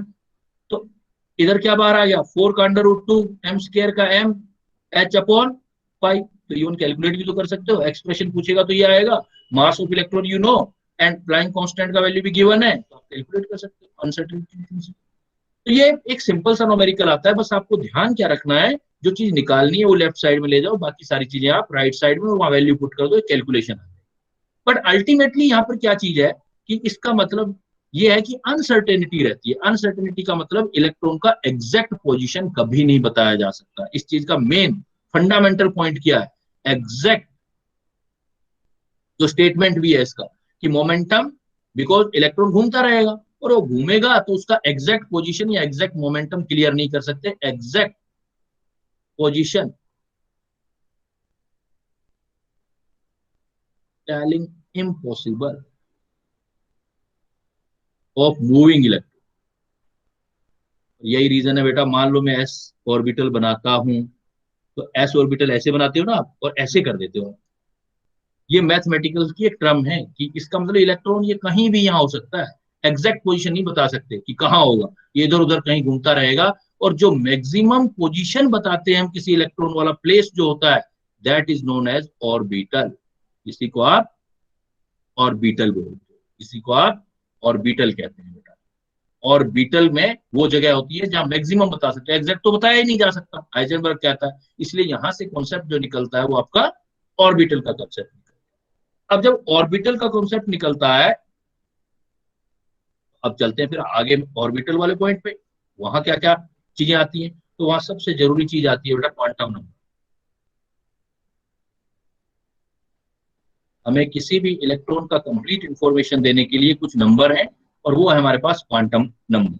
क्वांटम नंबर जो है हमारे पास, प्रिंसिपल क्वांटम नंबर है n, एजीम्यूथल क्वांटम नंबर है l, मैग्नेटिक क्वांटम नंबर है m, और एक स्पिन क्वांटम नंबर है s, या इसको ms भी बोल देते हैं, इसको फिर ml बोल देते हैं या सिर्फ m बोल देते हैं।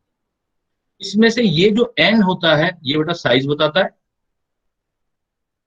l जो होता है वो शेप बताता है, m जो होता है वो ओरिएंटेशन बताता है, मतलब ऑर्बिटल किस डायरेक्शन में है। तो ये तीनों तो जगह बताती है, इस साइज से जगह, शेप से जगह, ओरिएंटेशन से। s जो होता है वो स्पिन बताता है। इसलिए ये जो तीनों चीजें निकली हैं, तीन क्वांटम नंबर जो निकले हैं, ये निकले हैं क्वांटम मैकेनिक्स, मतलब सोल्व किए हैं जो हमने, सोल्व फ्रॉम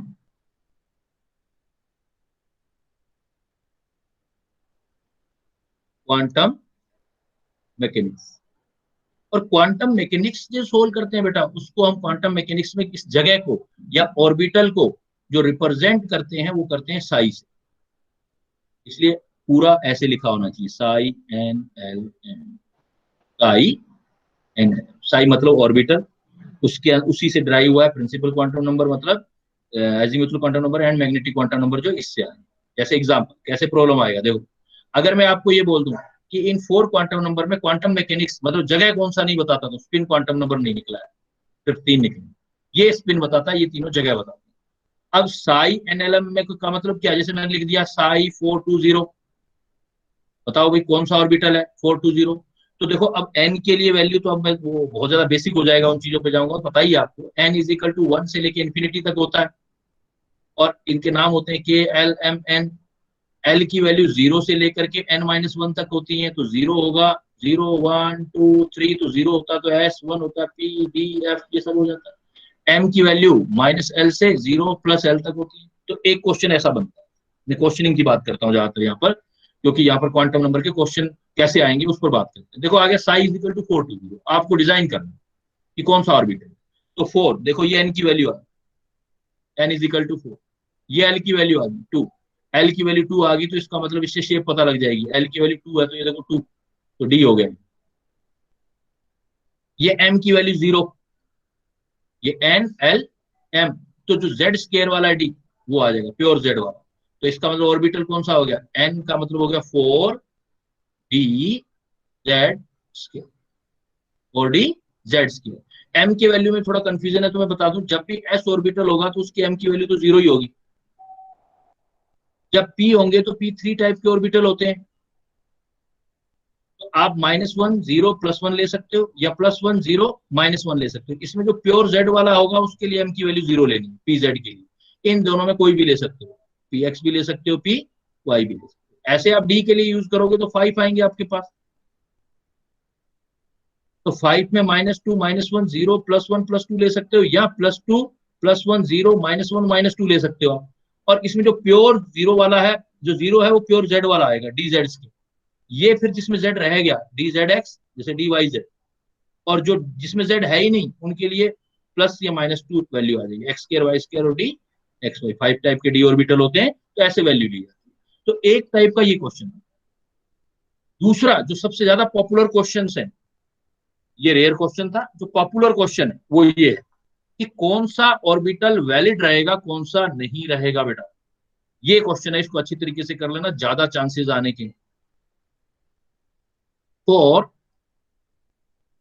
वैलिड ऑर्बिटल, अगर हमारे पास कोई ऑर्बिटल वैलिड है, फॉर वैलिड ऑर्बिटल कैसे चेक करो, तो इसके लिए आपके रूल है बेटा कि n की वैल्यू, अभी मैंने ऊपर बताया, n की वैल्यू स्टार्ट करते हैं 1 से लेके इन्फिनाइट तक, l की वैल्यू हम स्टार्ट करते हैं 0 से n-1 तक, और m की वैल्यू होती है -l 0 से +l।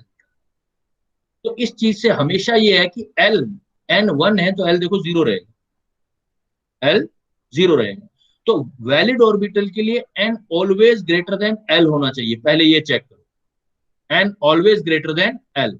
और फिर l चेक करो, l always greater than m और इक्वल देन m, स्मॉल नहीं होगा। अगर ये कंडीशन फॉलो हो रही है कि m से l बराबर या बड़ा है और l से n हमेशा बड़ा है, तो ये आपका वैलिड ऑर्बिटल होगा। अगर कहीं भी n लेस देन l दिख रहा है आपको, प्रिंसिपल क्वांटम नंबर l से बेटा आपको छोटी दिखाई दे रही है, या m छोटा दिखाई दे रहा है l से, तो कभी भी वैलिड ऑर्बिटल नहीं होगा। मैंने सपोज एग्जांपल दे दिया आपको, n is equal to 4, l is equal to 3, m is equal to 2, s is equal to suppose plus half. तो देखो n से l छोटा है, l से m छोटा है, वैलिड हो। लेकिन मैं यही एग्जांपल देता, n is equal to 4, l is equal to 4, m is equal to 2, s is equal to half, बेटा वैलिड नहीं है। n तो हमेशा ही l से बड़ा होगा, बराबर भी नहीं हो सकता।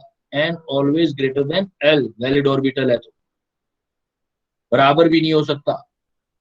तो n और l बराबर दिख रहे हैं आपको, वैलिड ही नहीं, वैलिडिटी हट गई, ये वैलिड नहीं है।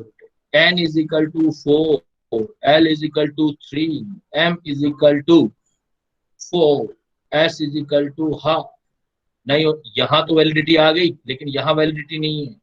m l से बड़ा नहीं हो सकता, जैसे आगे चलते जाओगे वो छोटा ही होना चाहिए। हाँ m ज्यादा से ज्यादा बराबर हो सकता था, लेकिन m4 आ रहा है, l3 आ रहा है, इसका मतलब ये भी वैलिड नहीं होगा। काफी पॉपुलर क्वेश्चन है बेटा, आने के चांसेस ज्यादा है। वैलिड ऑर्बिटल देखना है तो n l से हमेशा बड़ा होना चाहिए, और l या तो m के बराबर या उससे बड़ा होना चाहिए, तभी आपका वैलिड ऑर्बिटल। और इसी वैलिडिटी को इस टाइप के प्रॉब्लम में भी देता है examiner. You can C such type of problem. Suppose if n plus l is equal to 5, जैसे पूछेगा how many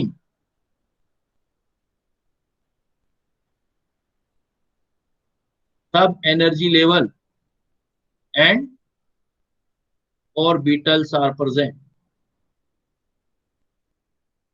ऐसे दे दिया n plus l is equal to 5, n plus l is equal to 5। हाँ, तो बेटा मैं तो एक तरीका बता रहा हूँ, जब भी ऐसा क्वेश्चन आ जाए तो पहले जितनी ये वैल्यू दे रखी हो n की जगह रख दिया करो। तो n 5 ले लोगे तो l उससे छोटा हो जाएगा 0, दोनों का सम तो आपको 5 करना है, फिर आप एक एक छोटा करते जाओ, ये 4, ये हो जाएगा 1, ये n की वैल्यू ले रहा हूँ, ये 3, तो ये हो जाएगा 2, ये आ जाएगा 2, ये 3, ये वैलिड नहीं है, छोड़ दो, यहाँ पर हटा दो, अब वैलिडिटी खत्म होगी, वैलिडिटी यहीं तक है। तो ये देखो क्या होगा, 5 0 हो गया, तो इसका मतलब 5s 4p और 3d ऑर्बिटल आ गया। और ये तो हो गए सब शेल, तो सब शेल तो कितने आ गए, 3। कौन कौन से वाले, 5s 4p और 3d। s जब भी होगा अकेला ऑर्बिटल होगा, p होंगे तो 3 होंगे, एंड d होंगे तो 5। कितना हो जाएगा, ये 5 3 8 और 1 ऑर्बिटल पूछेगा तो ये क्वांटम नंबर में ये क्वेश्चन पूछेगा। दूसरे क्या आते हैं, फार्मूला बेस्ड क्वेश्चन आते हैं। फार्मूला बेस में देखो, अगर वो पूछता है ऑर्बिट एंगुलर मोमेंटम, इन क्वेश्चन पे ध्यान देना, यहाँ भी काफी कंफ्यूजन रहता है। ऑर्बिट एंगुलर मोमेंटम, एक वर्ड आता है ऑर्बिट एंगुलर मोमेंटम बेटा, और एक वर्ड आता है ऑर्बिटल, तो कितना सा फर्क है, सिर्फ इस लेटर का फर्क है। ऑर्बिटल एंगुलर मोमेंटम है ना, और एक आता है मैग्नेटिक मोमेंट।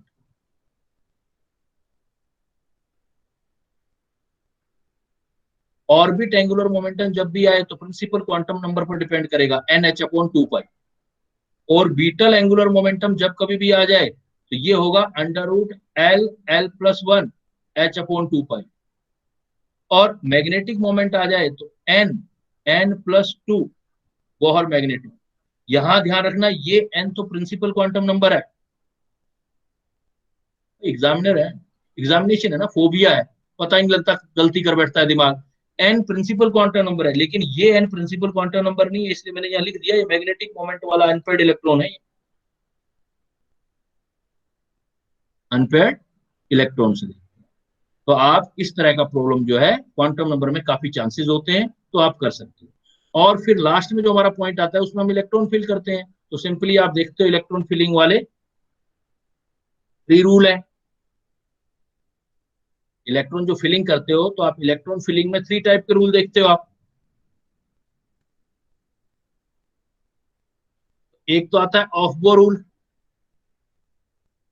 ऑफ बो, ऑफ को ध्यान रखना, ये जर्मन लैंग्वेज का वर्ड है जिसका नाम होता है बिल्डअप। ये साइंटिस्ट का नाम नहीं है, देखने में ऐसे नाम सा लग रहा है लेकिन साइंटिस्ट का नेम नहीं आया हुआ क्वेश्चन ये भी।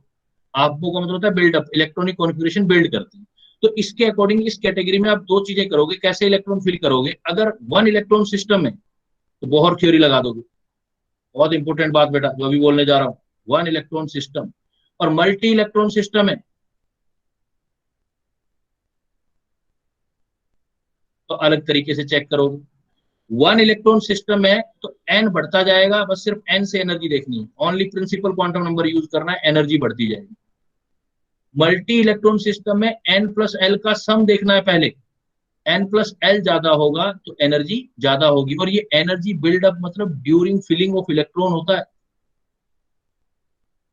During electron filling. इलेक्ट्रॉन निकालते टाइम नहीं, निकालते टाइम एन फॉलो होता है वापस, चाहे वन इलेक्ट्रॉन सिस्टम हो चाहे मल्टी इलेक्ट्रॉन सिस्टम।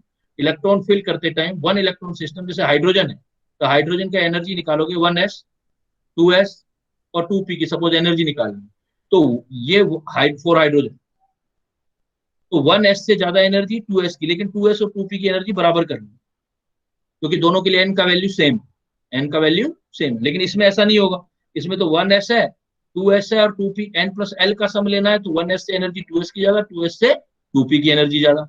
और n प्लस l सेम आ जाए तो वापिस n से देखोगे, n की एनर्जी ज्यादा, n ज्यादा तो एनर्जी ज्यादा, जैसे 3d 4s, तो दोनों के लिए n प्लस एल, इसका भी 5 आ गया, कितना आ गया इसका 3d 4s।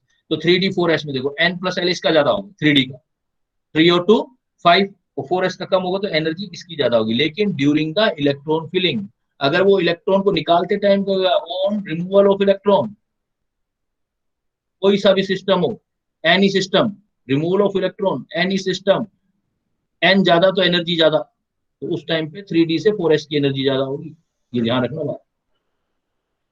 तो 1s 2s 2p। अब इसमें क्या होता है कि जितनी एनर्जी ऑर्बिटल की बराबर होती है उसको उतना डी जेनरेट बोलते हैं, डी जेनरेसी। जैसे यहाँ देखो सेकंड सेल में 1 2 3 4, 4 ऑर्बिटल का एनर्जी सेम है, इसको बोलोगे 4 फोल्ड डी जेनरेसी, 4 फोल्ड डी जेनरेसी। लेकिन यहाँ 2p, इन तीन ऑर्बिटल की एनर्जी सेम है तो इसको बोलोगे 3 फोल्ड डी जेनरेसी। ऑफबो में जो हाइड्रोजन आ जाए तो स्पेशली ध्यान रखना, एनर्जी सिर्फ एन से देखनी है। मल्टी इलेक्ट्रॉन में पढ़ ही लेते हो, एन प्लस एल से देखते हो आप। और अगर ये है सब इलेक्ट्रॉन फिलिंग के रूल, इलेक्ट्रॉन रिमूवल हो तो वापस एन से देखेंगे, कोई सा भी सिस्टम, एन जिसका ज्यादा उसकी एनर्जी ज्यादा। आपको ये आ गया, आपको के बाद हुंड है तो उसमें हम कहते हैं कि 1 1 करके सिंगली फील्ड करेंगे, इजी है वो कि आपके लिए रीडिंग मारोगे उसी से हो जाएगा। और ये इस पर बहुत प्रॉब्लम आता है, पाउली, पाउली एक्सक्लूजन रूल जो होता है वो आपको कहता है कि एक ऑर्बिटल में 2 इलेक्ट्रॉन यहाँ आए। अब आपको एग्जाम में कितना भी वर्ड मिल जाए, कोई भी कह दे, अगर आपने ये ऑर्बिटल वर्ड कहीं भी देखा है ऑर्बिटल, तो आप 2 इलेक्ट्रॉन ही आंसर देना बेटा, बहुत पॉपुलर क्वेश्चन है 2 इलेक्ट्रॉन। जैसे वो कहेगा how how many maximum electron can accommodate in P orbital, तो बच्चे 6 लगा देते हैं, पी पी ऑर्बिटल की बात कर रहा है तो कोई भी एक ऑर्बिटल होगा तो उसमें 2 से ज्यादा इलेक्ट्रॉन हो ही नहीं सकते, आप आंसर 2 ही लगाना, 6 मत लगा देना answer.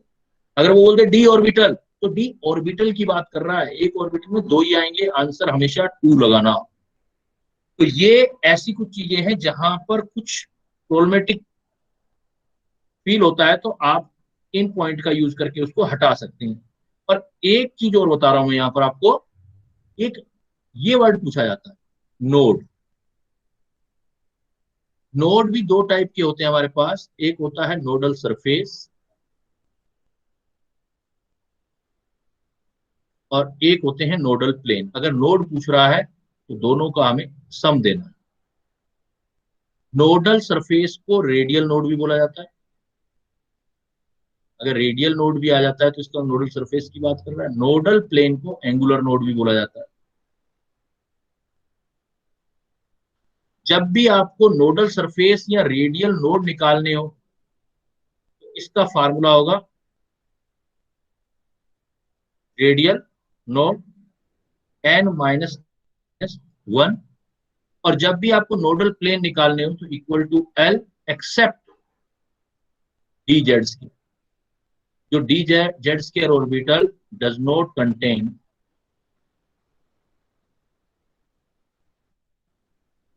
Nodal plane, nodal plane और एंगुलर, नोडल प्लेन और एंगुलर नो। तो इसमें बाकी इस पे लगा सकते हो। तो दोनों का सम देखो क्या आ जाएगा, n minus l minus one plus L, L से एल कैंसिल हो गया, तो नोड कितने होंगे टोटल, n माइनस वन। जैसे एग्जाम्पल मैं ये प्रॉब्लम पूछूं, हाउ मेनी, या ऐसे कर देते हैं, मैं डायरेक्ट लिख देता हूँ, एक आधा क्वेश्चन और एक्स्ट्रा हो जाएगा। सपोज मेरे पास है 6d x square y square होगी।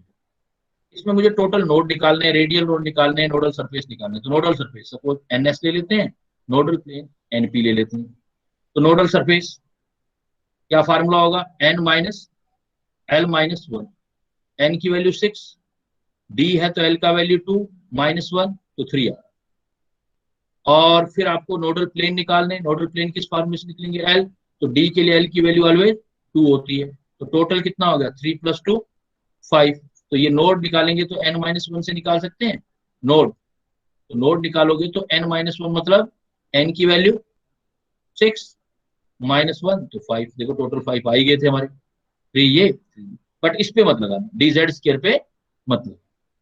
डी वालों में एक बात और ध्यान रखनी है कि d x y, d y z या डी जेड एक्स, इनके अंदर 4 लोब जो होती हैं वो बिटवीन द एक्सिस होती है, लोब बिटवीन द एक्सिस, ये आपकी बिटवीन द एक्सिस होती है। तो इसका मतलब बिटवीन द एक्सिस होती है, तो सपोज ये एक्स एक्सिस है, ये वाई एक्सिस है, तो आपसे पूछेगा इस डी ऑर्बिटल में नोडल प्लेन बताओ। तो आपने आंसर तो निकाल दिया नोडल प्लेन 2, वो पूछेगा कौन से वाले 2। तो देखो ये एक्स एक्सिस है आपका,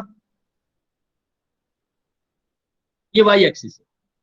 तो आप क्या करोगे, जो दिख रहा है और जो नहीं दिख रहा है उसको ऐड कर दोगे। जैसे ये दिख रहा है एक्स, तो आप बोलोगे एक होगा एक्स जेड और एक होगा वाई जेड, दो हो जाएंगे।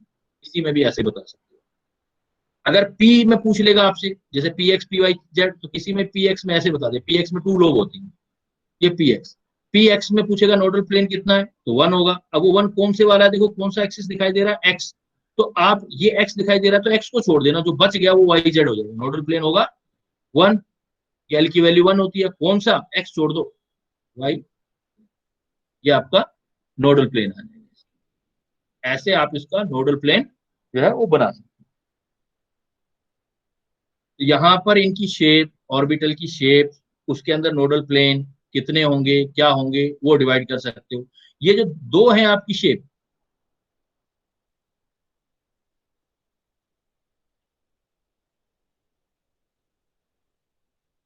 ये जो दो हैं आपके पास, d z square and d x square y square, इन दोनों में लोब्स जो होती है अलोंग द एक्सिस होती है, lobe along the axis. D z square जो होता है जेड के ऊपर होती है और बीच में ऐसे इलेक्ट्रॉन मिलने की प्रोबेबिलिटी होती है, इसलिए हम कहते हैं यहां पर कोई भी एंगुलर नोड नहीं होते, नो एंगुलर नोड। और इस शेप को बोलते हैं डफ नट शेप, डफ नट जैसी होती है।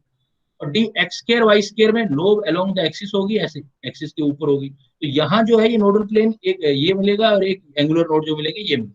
यहाँ पर इलेक्ट्रॉन नहीं हो, इसलिए यहाँ बोलेंगे हम 2 नोडल प्लेन। तो बाकी सब जगह फार्मूला बन जाएगा 2 एंगुलर। तो आपको एक आइडिया लग जाएगा कि क्वेश्चनिंग कहाँ कहाँ से हो सकती है। एक तो देखो पहले वाली थ्योरी, दोबारा रिपीट कर रहा हूं मैं क्वेश्चनिंग के बारे में, आपका बोहर थ्योरी के क्वेश्चंस आ सकते हैं, एक्सप्रेशन से रिलेटेड ज्यादा आ रहे हैं आजकल। Today questions are going on from expression, numerical की बजाय एक्सप्रेशन से आ रहे हैं। न्यूमेरिकल आ जाएगा तो वो थ्योरेटिकल पार्ट आपका है। न्यूमेरिकल में डबल डेकर पर स्पेशली ध्यान रखना है, या ऐसी कोई टर्म आ जाए जैसे आयनाइजेशन एनर्जी एक्सेट्रा, ऐसा आ जाए तो ध्यान रखना और एक्सप्रेशन निकालना है। दूसरा केस बताया था हाइड्रोजन स्पेक्ट्रम, वहां से आने की प्रोबेबिलिटी होती है क्वेश्चन। हाइड्रोजन स्पेक्ट्रम में कुछ ना कुछ वो दाव पेच डाल देगा, सीधा फार्मूला बेस्ड क्वेश्चन नहीं देगा वो। तो देख लेना कि जहां वो पूछना चाहता है वहां इलेक्ट्रॉन जा रहा है या नहीं जा रहा है, कि बनेगी या नहीं बनेगी। तो जैसे जैसे केसेस हो सकते हैं वो मैंने आपको बता दिए कि सिर्फ अपर लिमिट है तो n(n-1/2), अपर लोअर दोनों है तो दूसरा फार्मूला, उसमें भी इंडिविजुअल का निकालना है तो लाइमन बामर पाशन में कितनी होगी, जहां से आ रहा है उससे कम करके फिर नंबर में 1 1 1 1 कम करते चले जाओ, टोटल बन जाएगा। लास्ट में एक बात और बोली थी मैंने, I was saying you that कि आप in the case of one hydrogen atom always you use n-1 total spectral line n-1 in each series only one जो है वो आपका स्पेक्ट्रल लाइन बनेगा। उसके बाद मैंने बोला था कि वो मिला देता है कई बार बोहर थ्योरी को और आपकी इस थ्योरी को क्या बोलते हैं जो डी ब्रोगली वाली। तो ऐसा प्रॉब्लम किया, फिर हाइजेनबर्ग पर डायरेक्ट क्वेश्चन होंगे, जो चीज निकालनी वो लेफ्ट में रखना, बाकी सारी राइट में ले आना नॉन। फिर नोड कैसे बनेंगे, रेडियल नोड कितने होंगे, एंगुलर नोड कितने होंगे, ये वाला पार्ट कौन कौन से होंगे, क्या नाम दोगे, ये वाला पार्ट। और ज्यादा प्रोबेबिलिटी क्वांटम नंबर वाले पार्ट वाले से। क्वांटम नंबर वाले में आप देखोगे कि भाई कैसे वैलिड ऑर्बिटल होगा और वैलिड ऑर्बिटल नहीं होगा। एक जो मुझे पढ़ाते टाइम लगता था ज्यादातर बच्चे क्वेश्चन एक यहाँ लेकर आते थे, इस प्रॉब्लम को मैं थोड़ा बता देता हूँ आपको कि एक डी ब्रोगली वाले कॉन्सेप्ट में ये लेकर आते थे कि भाई नंबर ऑफ वेव्स कितनी बनेंगी, number of waves, number electron move करता है तो कितनी वेव बनेगी, तो ये हमेशा number of wave is equal to orbit number बता देना। इजी वे, बस सिंपली, कुछ ज्यादा सोचने की जरूरत नहीं है। जितना ऑर्बिट का नंबर होगा, ऑर्बिटल नहीं ऑर्बिट, जितना ऑर्बिट का नंबर होगा उतनी वेव बनेगी। जैसे मान लो ऑर्बिट नंबर है 4, तो वेव बनानी तो आप ऐसे 4 वेव दिखाओ, इनको इक्वल पार्ट में डिवाइड कर दो 4 को, 1 2 3। सपोज डायग्राम दे दिया, डायग्राम दे दिया, ऐसे वेव बना के दे दी और पूछ लिया ये डायग्राम है, बताओ ऑर्बिट नंबर कौन सा है, तो काउंट कर लो ना वेव, ऑर्बिट नंबर पता चल जाएगा। तो वेव ये 1, ये 2, ये 3, ये वेव 1, ये देखो ये सेकेंड और ये थर्ड। तो बहुत इजी, ज्यादा दिमाग लगाने की जरूरत है ही नहीं। जितने नंबर ऑफ वेव्स होंगी, इलेक्ट्रॉन मूव करेगा ऑर्बिट में, उतना ऑर्बिट नंबर होगा, या जो ऑर्बिट नंबर होगा उतना वेव। इजी क्वेश्चन तो ये। थोड़ा सा टफ क्वेश्चन करेगा तो लेंथ पूछ लेगा ऑफ वेव, वेव लेंथ बोल देता है उसको, वेव लेंथ। ये थोड़ा ट्रिकी क्वेश्चन है। वेव लेंथ जब भी आ जाए, जिस भी nth ऑर्बिट तक लेंथ निकालनी है, तो number of orbit into lambda 1 करना, और लेमडा 1 सरकमफ्रेंस होगा तो 2 पाई r1 होता है, तो n लेमडा 1 तो n 2 पाई r1 यूज करना है। इस तरीके से करना, ऐसे क्वेश्चन गलत नहीं जाएंगे आपके। Lambda n is equal to n lambda 1, n की वैल्यू रख देना और 2 पाई r1 यूज कर लेना। जैसे 2 सैंपल डाल देता हूं मैं इसमें क्वेश्चन के भी। जैसे बेटा ऐसे क्वेश्चन आ गया आपका, कैलकुलेट द वेवलेंथ ऑफ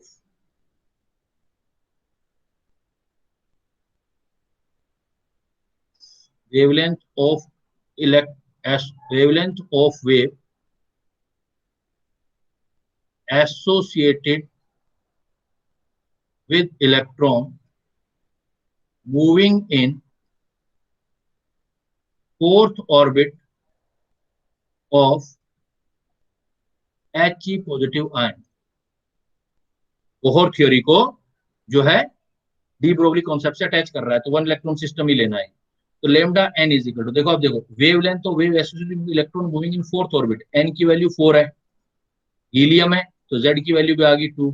आपके पास फार्मूला क्या लिखोगे, लेमडा फोर्थ का, तो number of orbit into lambda 1 is equal to number of orbit 2 pi r1, value put करते जाओ।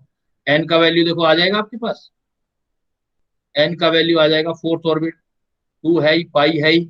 r का वैल्यू देखो क्या होता है 0.529 n स्क्वायर अपॉन z, ये वैल्यू निकाल लो 0.529 n स्क्वायर। n स्क्वायर कौन सा, आपको हमेशा फर्स्ट ऑर्बिट लेना है, n फर्स्ट लेना है, यहाँ पर r1 लेना है ना, तो 1 का स्क्वायर, यहाँ दोबारा 4 मत लगा देना, n1, और z की वैल्यू यहाँ से रख दोगे आप, He है तो ये हाइड्रोजन हीलियम का 2 आ गया, तो वैल्यू क्या आ गई हमारे पास, 2 का मतलब आ गया 4 इंटू 2 पाई।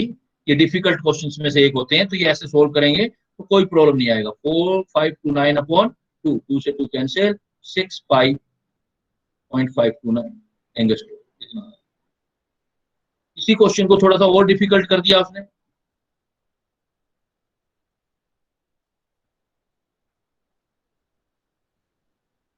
if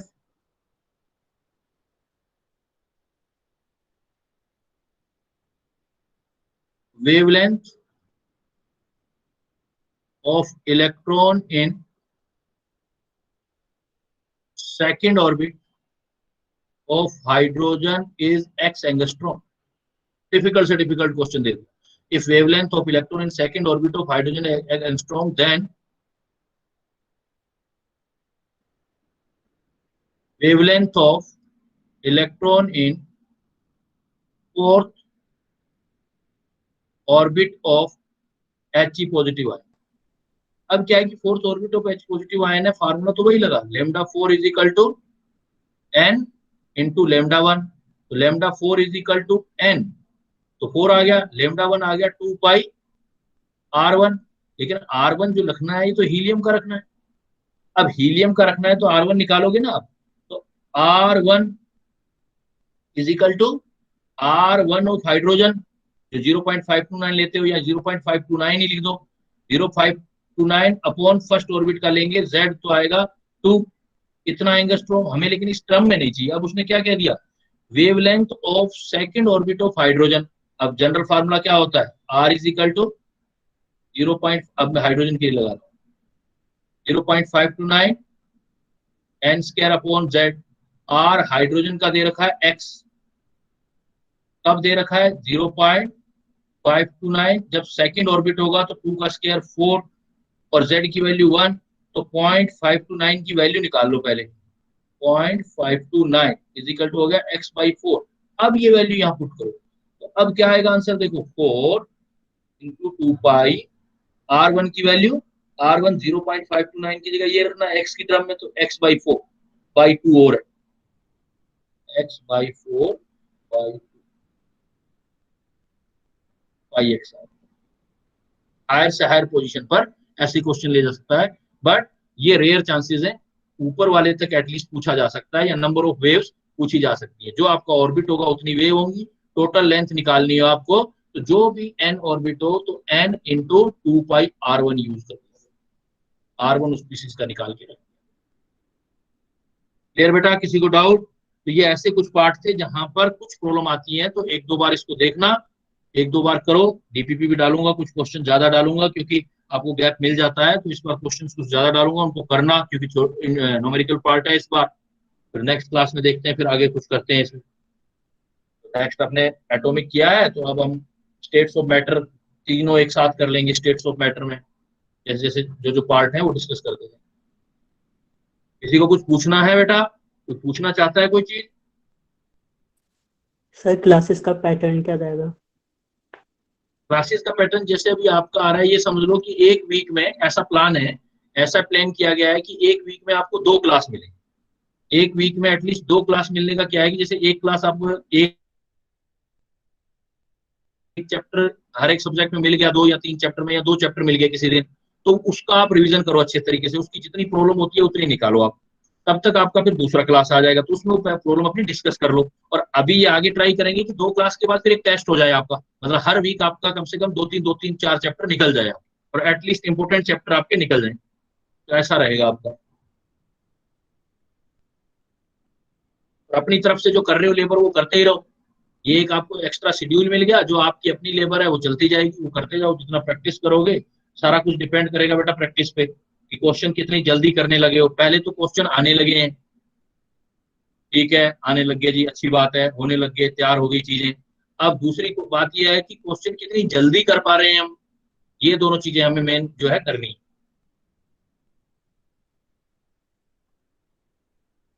ठीक है, लीव करो बेटा, तो किसने पूछना तो नहीं? ओके बेटा, तो थैंक यू, मैं लीव कर रहा हूं अभी.